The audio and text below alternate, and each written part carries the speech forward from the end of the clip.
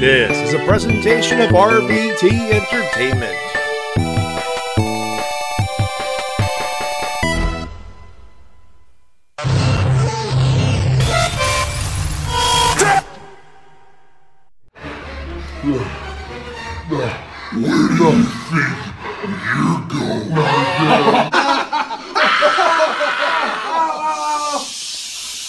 Quiet on the set, please! Silence! Silence!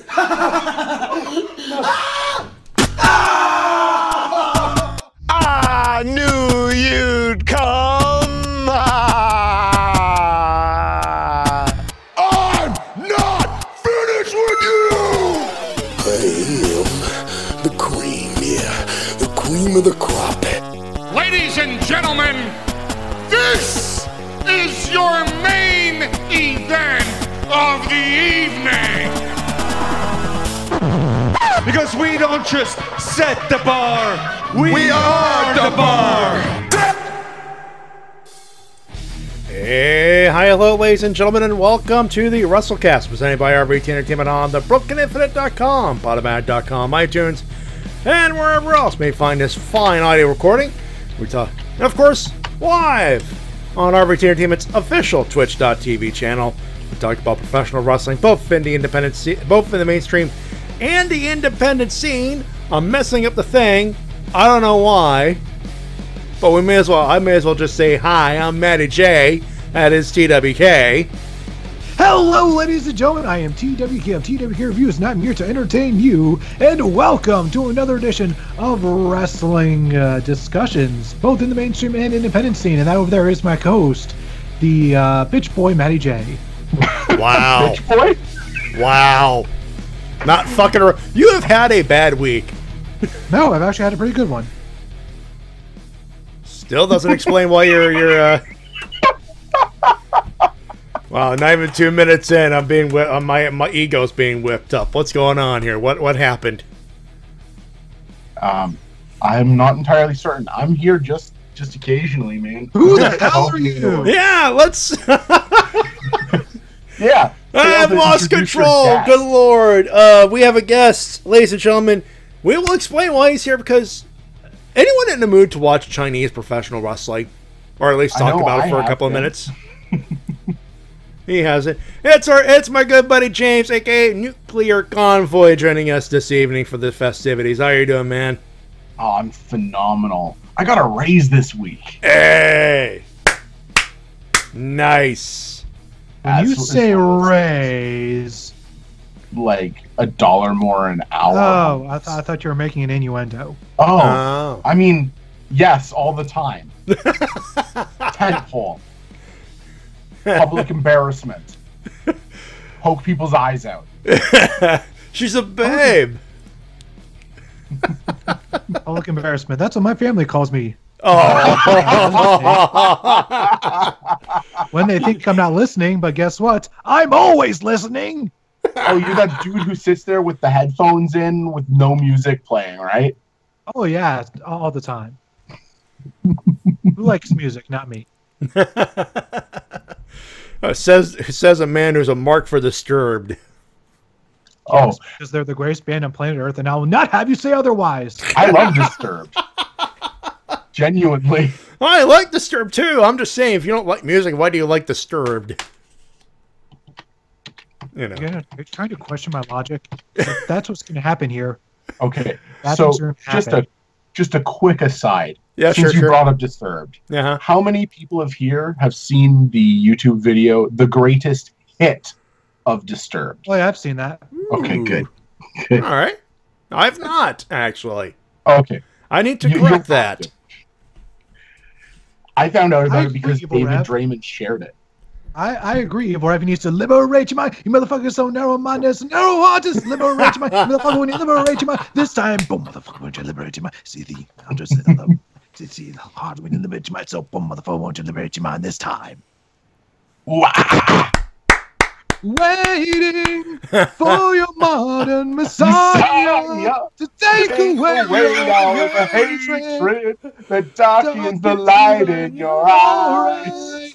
Still awaiting. Okay. I have embarrassed myself enough by attempting to sing. That won't happen again. Yeah. At this point, I'm just like, I'm going to let you guys sing for a little bit. That's the intro right there. Also, thank you, LPH. I appreciate that. Yeah. 10 out of 10 for TWK. Well, that's generous. I'm kidding.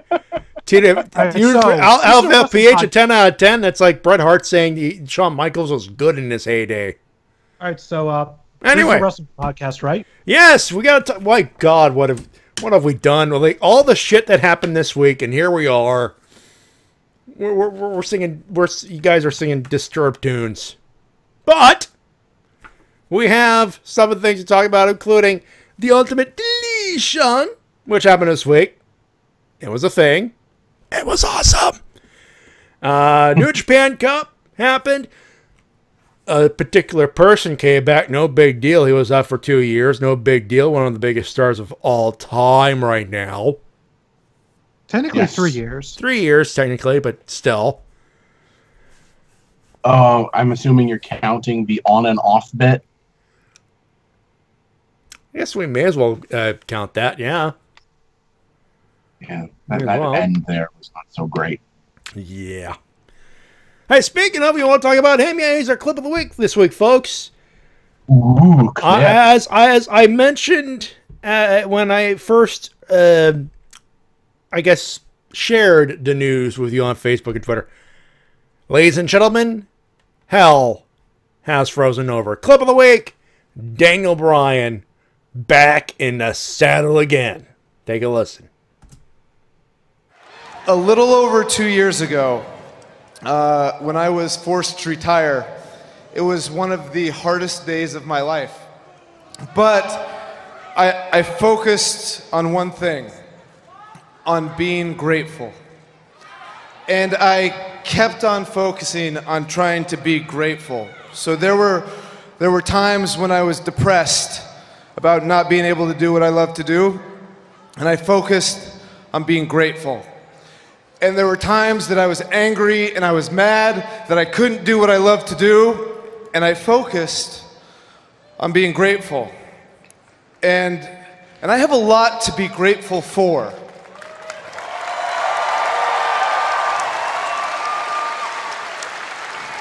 I have amazing family. I have amazing friends. I have the best fans in the world. And I also have an amazing, beautiful wife.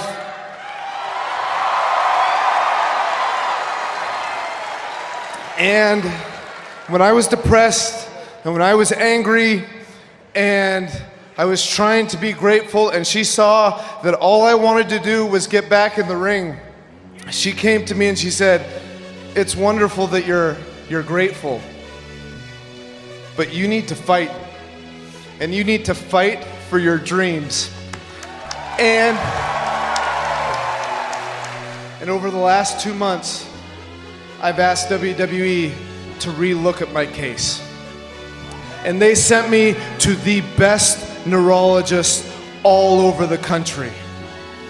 And all of these neurologists, every specialist, every doctor I've seen has said the same thing, and it is this: you are cleared.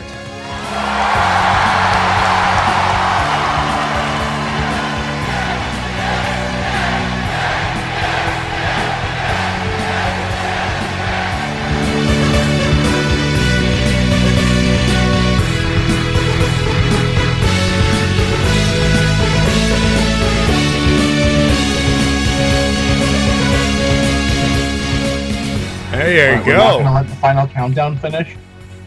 I'm going to have that stuck in my head for the next 3 years, Matty. Why'd you do that? Because we're going to talk about the thing that happened this week. We're leaving for Venus, because maybe they've seen us. So, yeah. I mean, how could I not play Final Countdown? It's Bryan Danielson, for God's sakes. You'll call him by his proper wrestling name, Dirk Dickbutt. Hey! All I need to know is that I have it till 5. All right, that's all I know. That's all I need to know. That's all you need to know. Absolutely. And because they're both in the company, maybe we can now finally get Desmond Wolfe versus Lloyd Boner. Oh. Or even better, Renee Bray versus Dan Bandana. Holy crapola! The dream match. It's 30 years in the making, dude. Also, thank you to Ginger Pimpernel, aka the 50,000th UK person to be named Adam.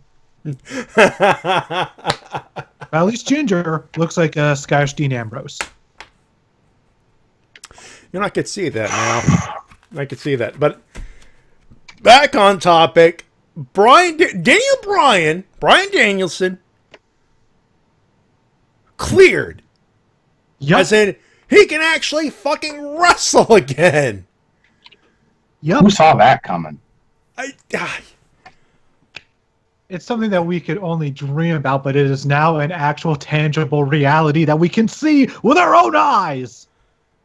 It's truly one of the most fantastic pieces of news to come out of pro wrestling in ages. If the rumored tag match between Shane and Daniel versus Steen and Generico is true, I could tell you right now, comeback of the year, Daniel Bryan. Yeah. I'm not too hyped on that as the match. You know what would be really cool, though? Shinsuke Nakamura AJ's versus Daniel apparently Bryan. injured. So Bryan versus Nakamura would be an actual dream match? Don't worry, we're going to be getting that within the next year. I guarantee it. They'd be stupid. They would be, man. Yeah, but keep in mind, we're getting AJ Styles. We got the rematch between Styles and Nakamura.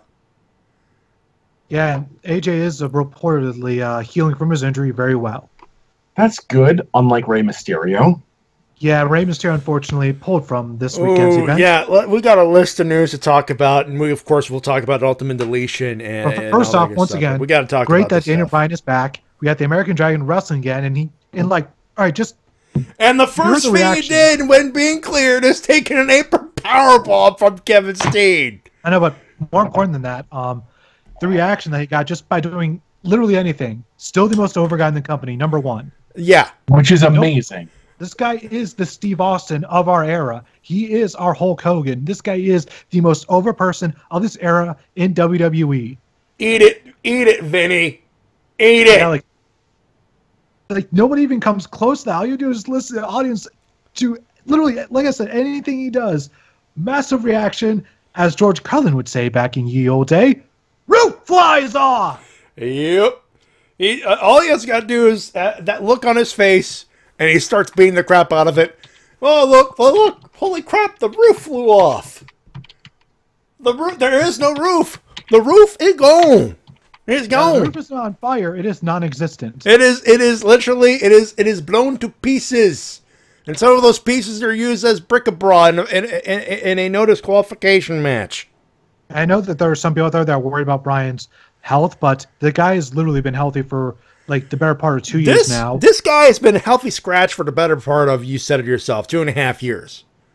And the guy knows how to take care of himself, and the only reason that he hasn't been wrestling for the past while is just because of WWE's doctor, which some people did not know that his name was Dr. Maroon. Our buddy Liam found that hilarious. He was like, they were taking advice from a guy who was literally named Maroon? What? What a Maroon! Yeah, like, that shocked him. He was like, he couldn't believe it. Like, wait, people took the guy named Maroon seriously. It does seem a little unbelievable, but, you know. Well, to be fair, WWE also has a guy on contract whose name is Seaman. Yeah, that's what I was going to get to. Yeah. And they have a guy doing on contract named Kevin Dunn. Oh, that's not really an No, it's just that Kevin Dunn shouldn't have a job. Hey, thank you. Someone got the joke. Thank you. But beyond that, just I'm like, just the state of the roster right now, including injured reserve list, you're looking at a dream match after dream match after dream match. And just to let you guys know, there's going to be NXT call-ups after WrestleMania, as there always are. Usually. So... Adam Cole, baby! No, not yet. Damn it! Be patient, goddammit. God damn it! Just be patient. Who do you think is it going to be? It's kind of hard because everyone seems to be now finding their groove in NXT, so I don't know who they should bring up as far as the men go. Ladies and gentlemen, EC3. He hasn't even debuted on NXT. Fuck off, Matt. Give me a chance to watch him on the program that I want to watch him on first. Oh, let me have fun with this. This is going to be a thing. All right, moving on from that bit of insanity to another bit. Yeah. The ultimate deletion. All right, let me just get this out of the way. People are wondering what I thought. I said, oh boy, let's go, and that's it. Here are my legit thoughts on this. Is it better than the final deletion? No. Was it good? Fuck yes. This was exactly what I expected from a WWE production of the final deletion, as I thought I was going to get. And even better than that, I think. I'm very better than your expectations. Interesting. I am very glad they just let them to their devices to do as they wish. Yeah. It was just Matt. It's just Matt and his family, Bray Wyatt, JB, and I guess whoever JB hired. Whoever was brought on board to do the production stuff. Yeah. I like that JB was actually involved in this. That's nice. Yeah, it was basically just the broken group back together again, finally, and it felt like a very really nice reunion. And this is just us. For those who haven't experienced the broken stuff before, this right here is still just tip of the iceberg. This is the perfect introduction if you're just a WWE guy that have not seen anything from Impact Wrestling TNA in the last 3 years, and if you haven't, we can't really blame you. Oh man, they're getting so good right now, and they are. That's the thing. But if you have not seen the Matt Hardy pre this run with WWE, this ultimate deletion is the perfect introduction to it. I honestly would have no idea because I've already been accustomed to the broken stuff, so I have no idea how somebody not accustomed to it would react to it. But I can say it's batshit insanity. Yeah, and there's people in the wrestling media and the IWC had called it, ladies and gentlemen, if wrestling met the room, and I'm like, that's what I thought of the final deletion. Wrestling met the room. That's perfect. Oh my that's how I'd call the final deletion. Tommy Wiseau. Here's the thing. At this point, it's too self-aware to be compared to the room. It's too self-aware, but it was at the time when I first watched Final Deletion, it was the only good comparison I could think of. Because yes, this is batshit insane. Yes, this is breaking every wrestling rule there is, and it's so divisive because it's like, oh, it's so bad, but it's so good at the same time. Like it's still the one, it's still the only thing I could use to describe Final Deletion is it's the room of professional wrestling. No, it's not all good, but goddamn, it's so good to watch. It is so much fun to watch. I think that a more appropriate term at this point would be the trauma of wrestling. There you go. Yeah. Because of how self-aware it is. Yes. At this point. And one of my favorite moments was Bray getting freaked out by the fireworks because, WWE, they don't have a pyro budget, so he's not used to seeing them anymore. It's like, what is this? I'm not used to seeing one of these shiny things. Pyro? I haven't seen these in a day. What the hell is this? Like, Yeah, the evil Reverend actually brings up a pretty good point, though. oh in yeah, chat the here. Hulu thing. Yeah. Oh, come on. They did some good things, but then they shot on their own bed, Yeah, not only that, but as Troy pointed out, they had Michael Cole bury this segment before it even aired. And what's with their... Like, they just don't quite get it sometimes, do they? No, Vince certainly does not. And here's hoping that this is just part one of more broken vignettes that we can see in the future. That would be nice. Definitely be nice. And of course, the one question we now have is, what becomes of Bray Wyatt? Was he truly deleted? Is he going to be repackaged?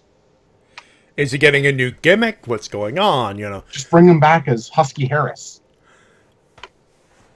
Or Damn it, any of the other ridiculous... Get out of my head! No. What you need to do is bring him back as Bo Dallas Jr. IRS Jr. There you go. And team him with Bo Dallas. Or make him Husky Dallas. Mo Dallas. Mobo. No, Duke Rotunda. Go back to FCW. Oh, one thing I should note is WWE still have yet to post the full ultimate deletion match on YouTube, which is very different from what Impact and Pop TV did, because both of those companies could not wait. They put the whole fucking thing in there, the entirety. Yeah, they could not. Both companies could not wait to put it on there because they knew that it would get viral attention, which it did, and it would reach wider audiences, which it did. So the fact that WWE does only put up like a couple of clips and that's it, like, no, you got to put the whole couple thing of clips, and they're getting traction. It's like, guys, you guys have advertising enabled. You have Google AdSense. It's going viral. Make money on it. And if it was a longer video, people would stick through the whole watch time, and they could have that shit where there's multiple ads in the video, and one view could get them multiple, I don't know what you want to call it. Nonetheless, it's just baffling just how much it just feels like the main brass, or at least Vince McMahon, just doesn't get it. Actually, that's a good idea that Troy has in the comments there. Or pulling a Miss Joseph Park on them. Yeah, with Wyatt. That would be fun.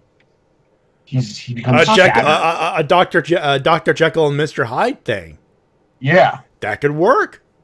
Fantasy book in there. Yeah.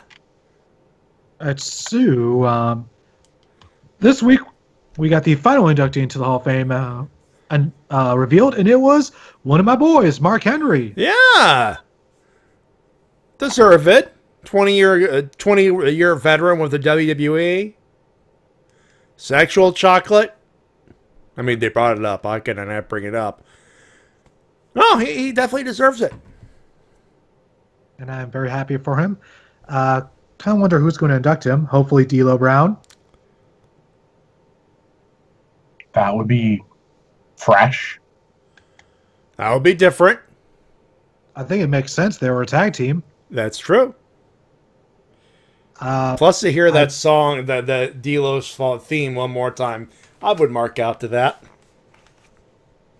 Only if D'Lo actually, bobbles his head on the way to the lectern. Oh, he would have to do that.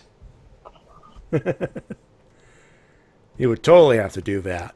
One thing we've honestly, you mentioned D'Lo Brown, and my head just started bobbing on its own. Some bad news that we have to get to. Oh, yeah. Vader's health seems to be declining, and he's going to be having heart surgery Monday morning. Hopefully he will. Yeah, hopefully he will be better. Yeah, to Vader, absolute legend in the business, one of the best big men in the history of. Why is he not in the Hall of Fame? Because he's not from Vince's penis. I know, but he was there for a good minute. A good minute, but all his best stuff is in WCW or and in Japan. Yeah. Hell, his Noah run was better than his WWF run. Oh Jesus! The WWF made them call him like he called himself a fat fucking pig at one point. I'm just a piece of shit, just a fat piece of shit. Yeah, I hate that, by the way. But you know, like I don't understand why you would take somebody who's got this amazing look and mystique to him and just make him bury himself. I understand having somebody else call him a fat piece of shit because you know what? That's a feud. You build a feud from that. But self-deprecation at that level just doesn't work in wrestling, I think. no. Not usually, no. I mean, can you think of anybody who's ever gotten over with anything like that? No. Not off the top of my head. Nah. Vince also made Tommy Dreamer eat a bucket of puke. I remember that back in 02, right? I don't remember the year. I tried to block it out, man.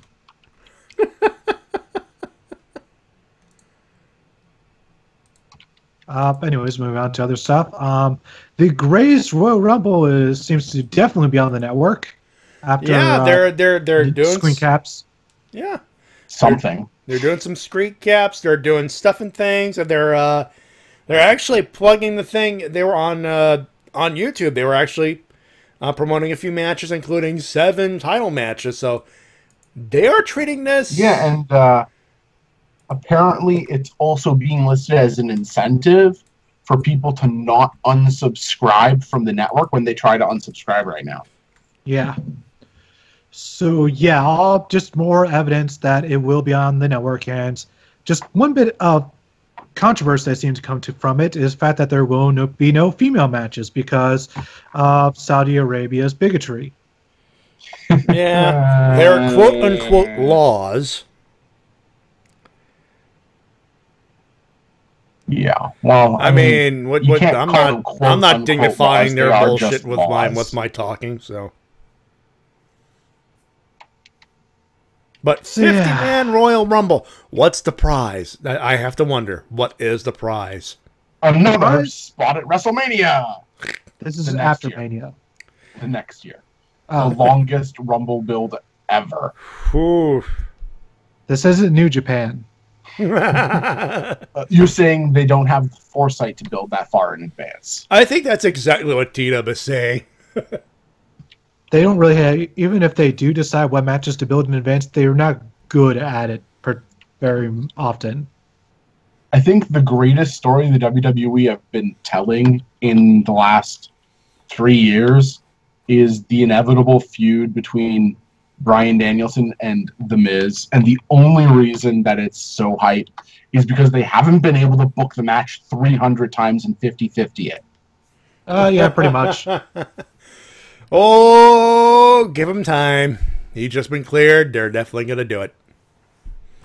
And nice I segue, know. Matty. Speaking of getting cleared, it seems like Big Cass and Samoa Joe are set to return very soon. Yeah, Oh, Big that's Cass. Big Cass set to return around WrestleMania weekend, so he'll be doing something. Maybe he'll return Joe to probably win going to the be a healthy scratch for Mania again. I feel bad for him, but I know, like, that's 2 Manias in a row. It's such and bullshit. this guy's one of the hotter heels too. So annoying. But It's bullshit. I I don't like saying it, but you know. I could see Big Cass returning in the Battle Royal. You know what? Everyone's in the ring. Bomb, bomb, bomb, bomb, bomb. Oh, man. I love that song so much. If I you could want to tell- feel like a badass, just bop to Samoa Joe's theme. Like, Any of his theme songs, anything that starts with Godzilla in the background. Wah! absolutely. Fucking A. The best part about Big Cass returning is that he's not going to have that anchor around his neck known as Enzo Amore to keep him down. You know, yeah. I really liked. There was this moment where I knew Cass was going to be really cool in the future. It was that 4-way for the Universal title that Owens wound up winning, Yeah. He held his own. and he looks like he's going to be a competent big man. Now, if we could get somebody to work on his mic skills. Or put him with somebody who's not gross. Then, he would be great. Yeah. Here's how they play it. They don't acknowledge it. That's how they do that, I think that's the way to do it. Mm-hmm. I think that's the way to do it. Yeah. I mean, at this point, you'd be good. I don't know. I think that's how you do it. Yeah. Can't think of another way to do it.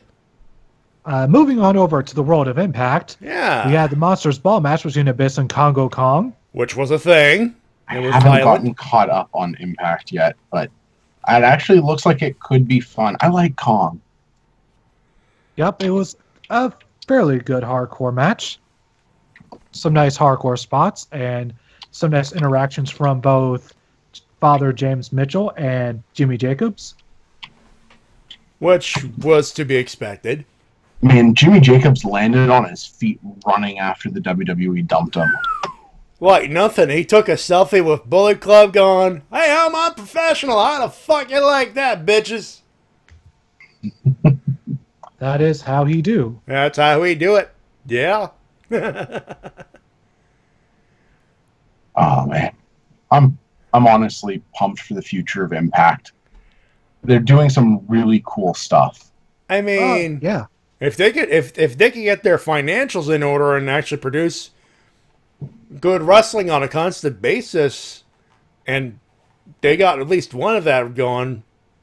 They're good wrestling on a constant basis, you mean? Yes. Yeah. Now, if they can figure out the whole TV situation.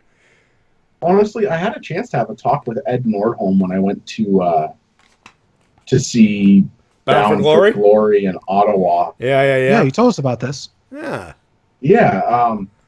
He's got a pretty good head on his shoulders. He understands that for the first chunk of time, he's going to be operating at a loss because there's no way to just immediately turn around the type of deficit that the company has. And he understands that there's a need to re-earn the faith and trust of other companies and the fans. And he said that give it enough time, and he is certain that people like, Ring of Honor, New Japan, etc., will want to work with him again because Impact as a brand has already an established subscriber base on things like YouTube. They've got solid presence, and while their numbers on TV are not that great, it's still better than companies that don't have TV.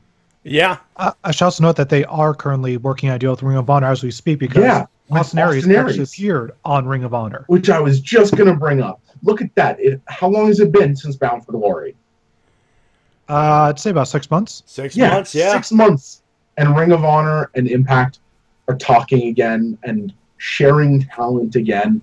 And I really hope Aries wins that TV title match. Oh, just the fun of the TV title between Kenny King and Austin Aries is like, yes. It's gonna be, it's gonna be a good match, and I honestly think the smart decision for both Impact and ROH is to have Kenny drop the belt to Aries on TV with more belts, and then you can do stuff like have like a multi-man scramble match where everybody's trying to go for him because they want to win the belts off of him, and he can only lose a belt by being pinned. It's not like one of those usual multi-man championship matches. You get a special stipulation rule.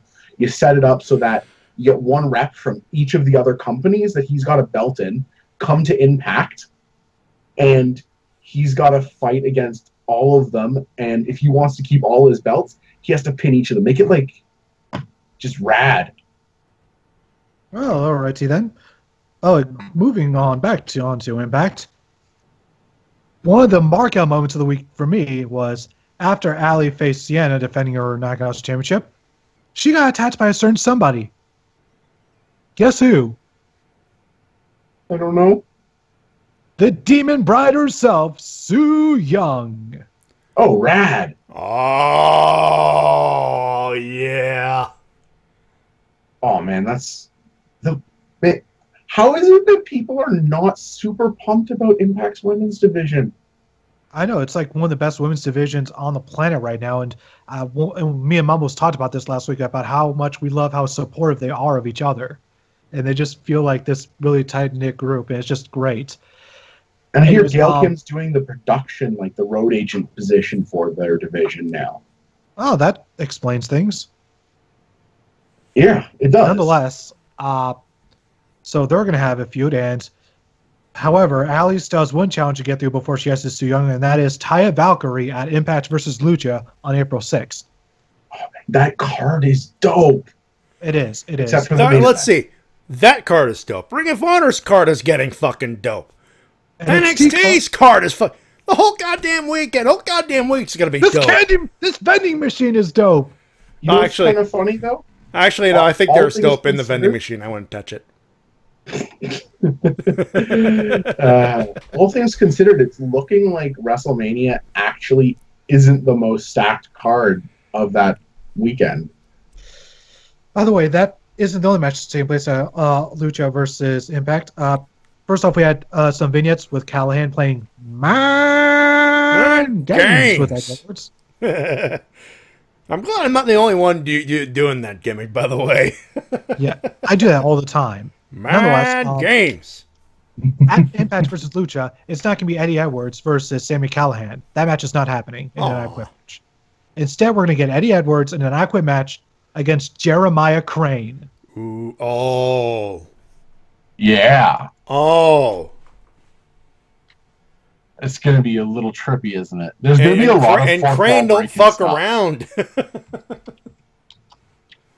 And in the main event segment of this week's Impact, we got the Feast of Fire cases revealed. We got an X Division title shot for the Maple Leaf Muscle himself, Petey Williams. Eli Drake got a tag team title shot. And Moose got a world title shot. Which means that the last person with the case, the man who got fired, is EC3. You know, as if you didn't watch WB in the last few months. Or just exist in a world that has social media. Yeah, apparently EC3 was also live streaming it from his home, the episode. On Instagram. Oh, what a classy guy. This might be the best firing I've ever seen in pro wrestling. Because he literally just froze there for like a full 2 minutes, just staring at the camera, just not even moving a single muscle. Well, he was like right there going, fuck. Then he eventually, JB himself had to open the case. And then after, EC3 finally accepted his firing, he was like, okay, it's been great. Thank you guys so much. He started exiting the ring. Then he hit Jeremy Borash with the briefcase multiple times. Yeah. Which writes JB off TV. Yeah. And then to permanently write EC3 off TV forever, to save Jeremy Borash, was I'm a Machine! Yeah. Brian Cage, who came out there and just murdered EC3. Yeah, pretty much straight up killed the man. Which is what he do. Yes. Because he's a Terminator. Because he's a Terminator. Prove me, change my mind. One thing I love about this segment is that it's so different from how Impact used to fire people, which is they'd usually make them look super strong leaving the company and make the rest of the people on the roster look weak. See Hulk Hogan and AJ Styles and Sting. They are really strong send-offs. Whereas here, they're like, yeah, you're putting somebody over on your way out. And thankfully, it was Cage. It seems to be sticking around for a while, I hope. I hope so, too. He technically is on both sides of Impact versus Lucha here, so... Whose side is he on? Whose side? He's the third man! Ba-bum, bum, ba-bum. Ba-bum, bum, ba-bum. Oh, can we Cage versus Omega soon, sometime? Oh, fuck. God damn it. Now I'm happy on my head, please. All right. Any sad Happy in shit the here? place. Any sad shit? I thought it was the pants place. That's a Happy good in my question. head, The answer is yes. Speaking of Happy in my head place, we now have a definitive release date for Fire Pro Wrestling World on PlayStation 4. Oh, phenomenal! I did see Spike Chunsoft went on earlier today. Ooh. Yeah, Amazon released a pre-order thing on their website, so you can pre-order, and they put a date on it. $50 pre-order, which means Fire Pro game and all the DLC. Rad. I have it on Steam, and I'm probably still gonna get it on PS4. And it will be released on PS4 and the full release on Steam on August 28th. Oh, that's good. Good. Right after I get back from Japan. Wait, you're going to Japan? Yeah. G1? Honestly, I'm not entirely certain what I'm going to get to see. I'm going from I'm in Japan, Tokyo, from the 22nd of July through to the 6th of August. So if I can see some G1 matches, hell to the yes. I know that there's going to be a BJW deathmatch show during that time. Oh, fuck. And considering their current deathmatch champion wrestles like he's wrestling G1 matches in pits of broken glass, I have to go. Jesus Christ. Have you guys Wow. not seen the main event of BJW Death Vegas from December? No. I honestly have personally not watched much from Big Japan Pro Wrestling. Okay. I've heard some good stuff about them. I've seen some of the wrestlers in CZW. Yeah, I'd say go out of your way to just at least watch the main event of that show. It's literally like they took just a match out of any top-end G1 Climax tournament and threw it into just a ring covered in light tubes and plate glass. If you can somehow send me a link to that match via Twitter DM, that would be amazing. If I can find it, yeah, sure. Because now I'm very interested, and we're not leaving the world of Asia, ladies and gentlemen, because our buddy NuclearConvoy here did a little expose on wrestling in China, and I think, and one of the main reasons we brought him on is to further discuss this with him. Yeah, we took a little too long with this news segment. Here's let me put this on the screen so you can actually see what this looks like here. There it is. There's the thing on your screen right there. This the State of Middle Kingdom, an exploration of the burgeoning Chinese pro wrestling scene. There's the and he logo doesn't just talk about. Yeah, and one thing I like is that he doesn't just talk about one wrestling I'm company. not seeing it. It's on. There's a delay. Oh, okay. Keep that in mind. Hey, there it is, my article. There's the logo right up there of one of the championship belts. Championship belt. It's so pretty. I think there's a GIF somewhere down there. Let me see if I can find it. There's a lot of them. There's Choosy also Matty's tons of choose GIFs Jim. all over my Twitter feed at NuclearConvoy on Twitter. I've been posting tons of glorious Chinese pro wrestling GIFs. So, where do we start? You got questions? You want to? I think at this point is you mentioned that you had a tough time just doing a shitload of research on this. Yeah. I think one of the things people need to keep in mind is that this is still a developing country when it comes to professional wrestling. It's been there for a total of 14 years. Since 2004, when the guy, his name is The Slam. Yeah. That's how he... Yeah, you bring him up. You bring him up a lot, and the one thing I just can't get behind is just who names himself The Slam. That's not a good. You know what? Most people think it's a great name. I love it. It's also China, right? So yeah. English. That's him right there. Stop. Hold on. Against Ho Ho Lun, the dude in the black trunks. That's The Slam. So he went to Korea in the early 2000s when he was in his late teens, early 20s, to learn from the Korean pro wrestling scene how to be a pro wrestler. Brought it back to China and started training people in a ring he put together if you there's tons of links in the article, and he started it training people in this like ridiculous, terrible shed. The early matches are in a ring with dudes basically looking like glorified backyarders because, you know, there's no scene yet, right? No, that's what it is. It's literally backyard wrestling, but in a professional manner. And then, so he trained Ho Ho Lun. So technically, he's the father of the Chinese pro wrestling scene and the grandfather of the Hong Kong pro wrestling scene. Oh, one thing I do like is that you differentiate China from Hong Kong, because people in Hong Kong do not like being called Chinese. That is accurate. They see themselves as different. Same with Taiwan. Yeah, it's probably fine to scroll down now to see some other really awesome stuff. And it should be noted that people in Hong Kong are just constantly fighting the Chinese government for any sort of democracy on a pretty much daily basis. There is definitely a struggle and a difference of cultures, really. Yeah. Yeah, because, well, Hong Kong, when they were, you know, a British territory, had elected officials, they had, you know, free economy, and it created a different set of belief systems that they operate within. And nevertheless, they even have their own currency outside of China. For a while, yeah, they did. I don't know if they still do. I'm not a cultural expert there. Well, Sleeping Dogs takes place in a pretty recent Hong Kong, and in the game they still use Hong Kong dollars. I think this is we have I think there's some training going on over here, and then this particular GIF.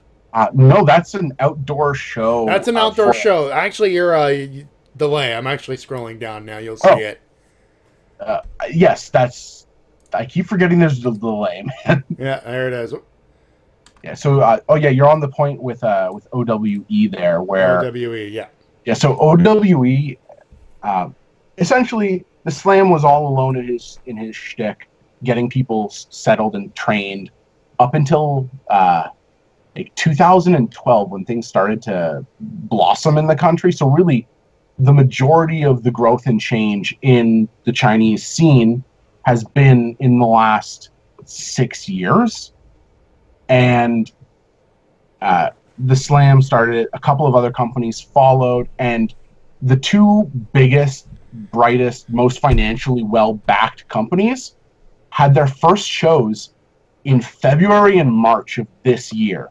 OWE, which you're looking at now, Oriental Wrestling Entertainment, was founded by Hua Yang Fu, who is an advertising executive who also directed some films. So he's made a good bit of money, and he was involved with the Shaolin Temple. And okay. And so all the students here are Shaolin Kung Fu students who he got on board and put into the very capable hands of Shima from Dragon Gate. Yeah, Shima being a very respected name in pro wrestling. Oh, so Shaolin Kung Fu and Dragon Gate. Yeah. There's going to be some flippy shit and there's some good technical prowess in there. And so these guys, they've trained since, they've only trained in pro wrestling since about the mid to late portion of 2017. And this was their first show.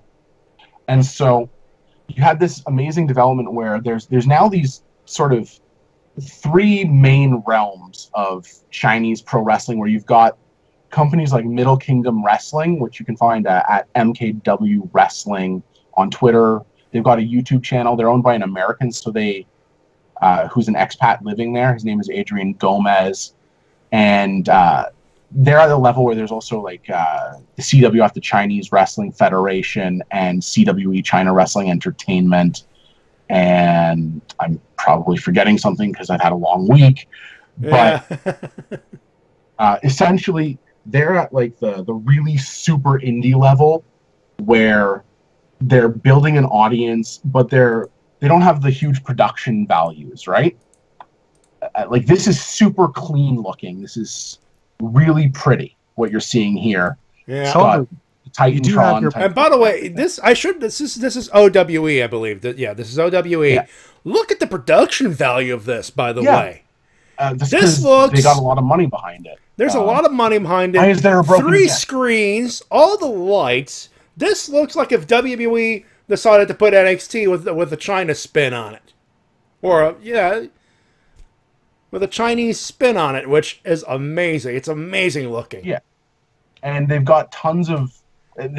It's just completely Chinese. It's the most amazing thing to see a new culture take in pro wrestling. 14 years. Come on, think about it this way. Pro wrestling has been in North America and Europe since like the 1800s. It's been in Japan since the 1950s, I would say. The 50s. Yeah, the 50s. Yeah. And so you've got a scenario in which we are now being given the opportunity to watch in real time as a new culture takes pro wrestling in, adapts it to meet their needs, and produces something new. We've seen how every single culture that pro wrestling has encountered has done something unique with it. And here's a larger view of the OWE Championship being lowered. That is a gorgeous piece of hardware, by the way. I know. I really want it.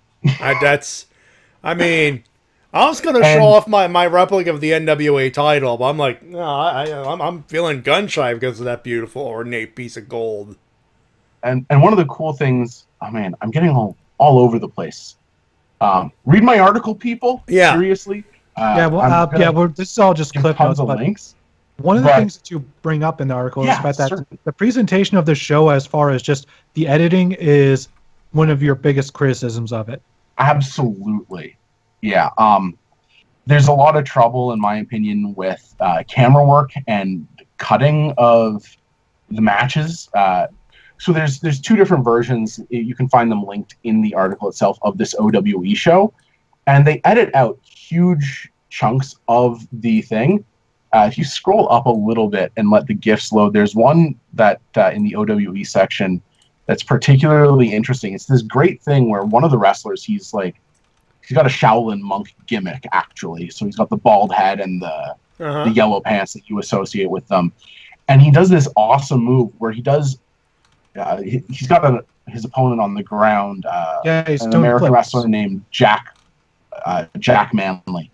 And he does a flip headbutt where he flips, headbutts the dude in the stomach, flips back, lands on his feet off of the dude's stomach, and they cut it from the edited down version. I had to watch the full edited down version, and then I went back and I watched the version that I found it. There we go. Let me was the original stream. It's in the OWE section. So, there it is. We got it. Jack Manley kind of looks like a cop. Jack Manley is the cop-looking guy, and who's teamed with Remy Marcel. So this GIF right here, that's rad. Let me full screen again. I wanted to share with the chat there because there are some people going, "Ooh, must watch." It's like, I don't blame you, folks. So that flip moment over, there boom, has boom. no clear shot. There we go. And so they do this a lot. This is something that not just OWE are guilty of. In general, a lot of the camera work and editing has these weird angles, and it's just a matter of equipment and training and experience, right? It's a new thing for them to do this. They're trying to show it like it's a TV show, whereas opposed to where Showbuckle would explain in New Japan the crispness of New Japan's production value. At least in the camera department. Yeah, and so a lot of little really neat nuances from the full version of this show get edited out, and sometimes it even disrupts match continuity because they'll cut out a segment where like a guy's outside of the ring for a long time, and it just makes things choppier and punchier, and you don't really follow it as well. So it's worse editing than you've even seen on WSX. I never watched that, so I don't know. but at least it doesn't suffer from Kevin Dunn 12 cuts in 12 seconds. And shaky cam. Don't forget the shaky cam every time someone sits a thing. Oh.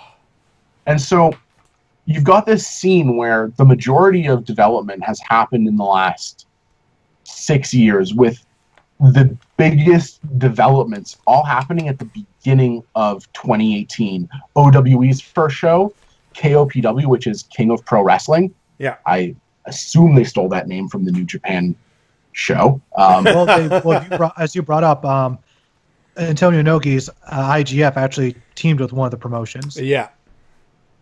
Not directly teamed with. They have a satellite office that is a dojo training Chinese students. And the Slam got some of his students when he had to close down his operations into IGF to train further, so that the scene is still being nurtured even when his responsibilities are being temporarily cut short. But like, just to give you a couple of really interesting notes on the beginning, KOPW's show brags that they have the highest number of views, live views, for their streams in Chinese pro wrestling history. Over 1 million people were watching their streams across the 5 platforms they had it on when they were broadcasting live. I actually woke up on one morning and realized they were broadcasting live and started watching it. I only got about half the show, but there's the full version is still available online. One of the things you have to be comfortable with if you're interested in getting into this scene is just how much you're going to have to navigate on websites that do not translate well, are not in English. There's definitely a culture shock element there. I'm going to be posting a link to the KOPW show in the chat right now. Hopefully people can see that. There you go. And they had the link. Let me take this off so you get people like us, for those interested. There it is, right there at the screen, right here in red. The URL, so you can take a look at it. Yeah. The other URL I posted is a direct link to my article. The most interesting part for me is that 2018 starts with MKW having their biggest show yet, where they had the first ever Battle Royale in China. Ooh. They debuted a couple of students from their school. They've been making some pretty big waves. They're growing. They don't have the same kind of budget as King of Pro Wrestling or OWE, which both have significant wealth behind them compared to all the other companies in the scene. OWE did pretty good. They had their talent appear to do one of their wrestle dance martial arts performances on a live stream for the Lantern Festival on China's biggest variety show. And they're still recruiting more talent. They've got open tryouts, and they also have announced that they're planning on doing tours. Details are a little hard to work out entirely because they're not giving specifics yet. And this is still a very new thing in China. Yeah. So. I've spoken with one of the guys who actually runs behind the scenes with KOPW. He said within the next 3 weeks, their plans are going to be announced for the next set of shows. They broke tons of streaming records for them. They had the most number of current and or former WWE talent to appear on their show. I mean, you mentioned Ho Ho Lun earlier from another promotion. Yep. Ho Ho Lun was on KOPW as well, along with Sam Gradwell, who was in the UK tournament. Yep. And Zach Gipson, who was also in the UK tournament. And I believe also Pete Dunne. Yep. Pete Dunne wasn't on the KOPW show, but he did go to China. Now, the most important thing here, why I'm mentioning that they care about this, is because China is a land where the WWE is king. they really like big characters over chain wrestling, over the things that make me as a performer go, I'm sorry, as a fan go, ooh, when I see a performer do them, right? Yeah. So it's basically the anti-Japan in that aspect. Almost. Yeah, so some like people the anti-New have Japan. some people have claimed that OWE isn't wrestling because of the way they're presented and the type of work they do, because it's a lot about technique and flippiness. Now, they also have these really well-defined characters that they put forth. But for more specifics on that, you're going to really want to read the article, because I could talk about this for literally You also brought up the hours. most blatant example of identity theft I've ever seen. Oh my God, yeah. Which one? The AKB48 ripoff. Oh, it's not so much a ripoff as like SNH48 is. Yeah, SNH48, AKB48. Yeah, realistically speaking, AKB48 already has sister groups, and this idol setup is spreading. It's a growing scene. So AKB48, there's already multiple sister groups to them, and SNH48 was the first idol group set up in China, and the people involved with that are involved with OWE. So there's this really interesting undercurrent of how OWE is presented that mirrors the subgroup and the breakdowns of how idol groups present their talent. Mm-hmm. It's a fascinating new approach to pro wrestling that's being done by people who have successfully marketed in China before. So the question comes up, is this going to succeed as a representation of pro wrestling in China, the way OWE are doing it? Or is KOPW going to be more successful with presenting things in a more traditional wrestling format and focusing a lot more on big slams, big people, and large characters? Well, the large character seems to be what's getting over there, so I assume that is what's going to eventually put whatever the biggest promotion that is in China over the top and get them real big popularity. Well, that's the cool part. We don't know exactly yet, because right now we don't know what the crowd everything's wants. too fresh. The crowd is Everything is discovering so fresh. this thing called professional wrestling, and they don't know if they want the big characters or the very well choreographed, technically sound, flippy stuff. There's still the opportunity for fans to be won over for anything. Yeah. Because there is still so much room to grow. And any style could technically, theoretically, find a market. Right now, the idea of what pro wrestling is WWE dominated, because that is the pro wrestling that comes with big budgets to advertise in China. Yeah. Who have shows in China and are available easily and readily on Chinese sites. So KOPW is directly associated with the largest Chinese news site for pro wrestling, Shuai Jiao. Don't trust me on pronunciation. We won't. But they are, it's basically pro wrestling in... Basically, one company Chinese, is that's well what it's financed, the other is well connected.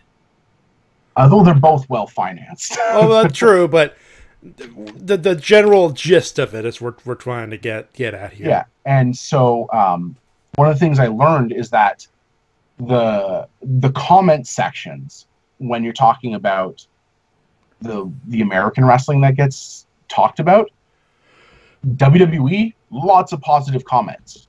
When Ring of Honor or Impact get talked about, and they're focusing on, you know, the more wrestling based content versus character based, the feedback is not positive. But there's a question to be asked, which is that more because of the amount of WWE content versus other content that is available and what people have been trained to expect pro wrestling to be? Or is that genuinely what the Chinese population is going to want long term? Because right now, guys that are just big guys get over really easily because they are huge and they are what American wrestlers, the WWE wrestlers, look like, who gets pushed. These giant muscly guys. So Sam Gradwell gets good pops over there because he's a big jacked dude. He could wrestle a super simple match. I mean, he busts his ass off. The dude's great. But the point I'm making is you could have him wrestle a much simpler match than most other people and get a stronger reaction from a Chinese audience. It's a fascinating time to be able to watch this because it's interesting to see it from afar too, because you know, because from our end we know what wrestling is. We know the three of us have our particular styles set in on what we like, and yeah, because we've had over a decade to sort of cultivate what we like. Yeah, personally, and you know, China's still learning. They're still learning what wrestling is, which is something to watch.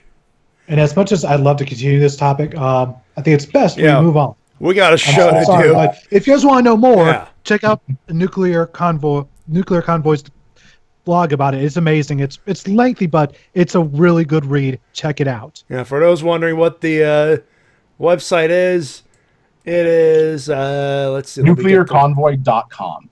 NuclearConvoy.com. It is a WordPress site. It'll go right to it. It's literally a week old, this article. It is a fascinating read. Please do read it. And there's some gifs of actually genuinely good wrestling in there too. Yep, and there's more gifs on my Twitter. There's more gifs coming from my Twitter. Tons of it. There you go. That being said, let me get my phone up ready. My new. Actually, before I do, you know, we ran amok on this, but I forgot to mention one little thing. Let me, if I could turn on the camera here. There we go. And there it is, ladies and gentlemen. For those wondering, yes, I wasn't kidding. A replica of the National Wrestling Alliance World's Heavyweight Championship. In case you're wondering, ANJsBelts.com, AJSBelts.com. If you want to go on the specifics, this was a pre-owned belt. It is the premier replica from Premier Replica Belts. If you've seen a particular one that is particular belt that was used in indie federations that said it was a generic belt with World Wrestling Championship, those are the same guys that have that same belt. They handle this with a full license from the National Wrestling Alliance as well. And this was before Billy Corgan bought it. Let me tell you the back end. I will say this right now. You see my hand, right? You see how this is. Ooh, careful, Matty. You see how small this belt, the main plate is. I can tell you right now, 4 millimeters thick plates. This is a heavy belt. I was actually surprised how heavy this replica is. There's a reason it's called 10 pounds of gold. It is. There is a big reason. It's thick. It is thick. The gold dome globe. There it is. Like, domed globe at all. I'm trying to get an angle so I can actually see the it's not the globe tallest belt. protruding. It doesn't have much in the way of tall or width, of length or width, but it is thick. It is thick, and I must say, holding it like this feels pretty good. Feels really good. You feel like the real Nature Boy now? Woo! Little bit. Woo! Man! Woo! Bug out Gene! LPH? You might see this at Morphicon. Hint, hint, nudge, nudge. How badly do you want to hit somebody with it? What you should do is get some Rangers, take pictures with the belt. What do you think is the plan, good sir? I'm willing to bet dollars to donuts Walter Jones will be the first one to line up to take a picture of it. But that's just me. That's just, you know. Anyway, that being said, I was going to take more time with it, but at this point, you know, the Chinese wrestling was good. It was a good time. You're running like 30 minutes late. Oh, who cares? I am sorry. Yeah, it's okay. We were talking about something that's interesting. That's true, and it's something that we've never discussed on the podcast before. So we are all about independent wrestling, and China has independent wrestling. So there you go, something you didn't know, ladies and gentlemen. Speaking of the ladies and gentlemen in the chat room, hey, it's time for your emails and comments of the week. You can send them at thewrestlecast@gmail.com. Quick little bit of I guess we could say housekeeping. Next week will be our final Next week will be our final show being broadcast live on our YouTube channel. On RVT's YouTube channel. We are cutting the live stuff all the way away, and we're going straight to Twitch. So if any of you, one of you are still on Twitch, and Joe, you're one of them, please go to twitch.tv/RVT Entertainment. You can follow us. You don't have to subscribe. If you're up there, of course, give us a subscribe. That's a few dollars in our pocket to keep this production going, and any other productions, of course. But we'll be keeping the on-demand part of YouTube great. But as far as live shows are concerned, twitch.tv/RVT Entertainment will be the official home come April. Which means, of course, our WrestleMania 34 preview show will be twitch.tv exclusive. So this is your warning. If you haven't gone to twitch.tv/RVT Entertainment to make sure you're ready to go, do so now or do so soon. Because come Friday, that particular Friday, we ain't doing the live thing on YouTube no more. That being said, we begin with Cure Crystal. And I believe this is someone else. Yeah, this is Kevin. This is a new guy for our show, actually. Did you say Cure Crystal? Cure Crystal, yeah. Yeah, he was in the chat earlier tonight. He was, yeah. This week's Raw and SmackDown were meh at best, and I mean, yeah, there's some great moments as well as Braun Strowman finding a partner. Harner opens up a lot of opportunities, like maybe Big Cass or The Big Show. Okay, I'm going to say this right now. This week's Raw and SmackDown were some of the best I've seen all year. Yeah. The fact that I actually watched the full Raw and didn't feel that third hour for the first time in fucking ages. I'm sorry. It blew by. Now, that was one of the strongest 3 hours of TV wrestling. Those are the strongest 5 hours of TV wrestling I've had out of WWE in a long time. So definitely in agreement. There's just here. so much excitement there, especially on SmackDown with everything surrounding Daniel Bryan, except for the Dolph Ziggler part. That one was just just throw that one out of your memory banks, ladies and gentlemen. That moment did not happen. You know what, Matty J? You know what that was? You know what we need? What we need? Timeline change. That moment didn't happen. Timeline change. Wow. Wow. Recap Timeline change. Hashtag Ranger recap, everybody. Thank you, Dino Charge. Bet you weren't expecting that one to show up here, Matty. No, I did not. As you can tell from the setup, I was actually expecting a Cartman button on this one. But that's just me. Because that's what that was. Dolph Ziggler showed. Dolph, what the fuck you still doing on TV? They ain't pay. There's no fucking way in hell that a paycheck's worth the bullshit you're going through. Well, he's making like $1 million a year, so might be worth it. So, yeah, I wonder if Dolph Ziggler could actually have a strong career outside of the WWE with the amount of. If Cody Rhodes could, because Cody didn't exactly leave looking 100% strong either. Yeah, but Cody's super smart, man, and he might not have looked super strong at the end, but you could tell from his performance that he knew how to be an actor and a wrestler. Yeah. And I'm not entirely certain that Dolph is the same caliber of creative opportunity-making person as Cody is.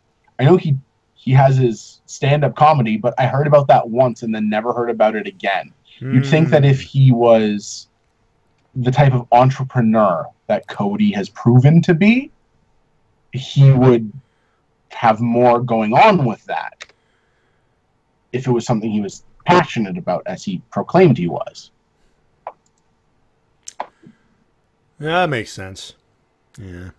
But again, it's a case like, yeah, Cody's smart enough. Dolph might be saying, well, I could go, or I could make a shitload of money.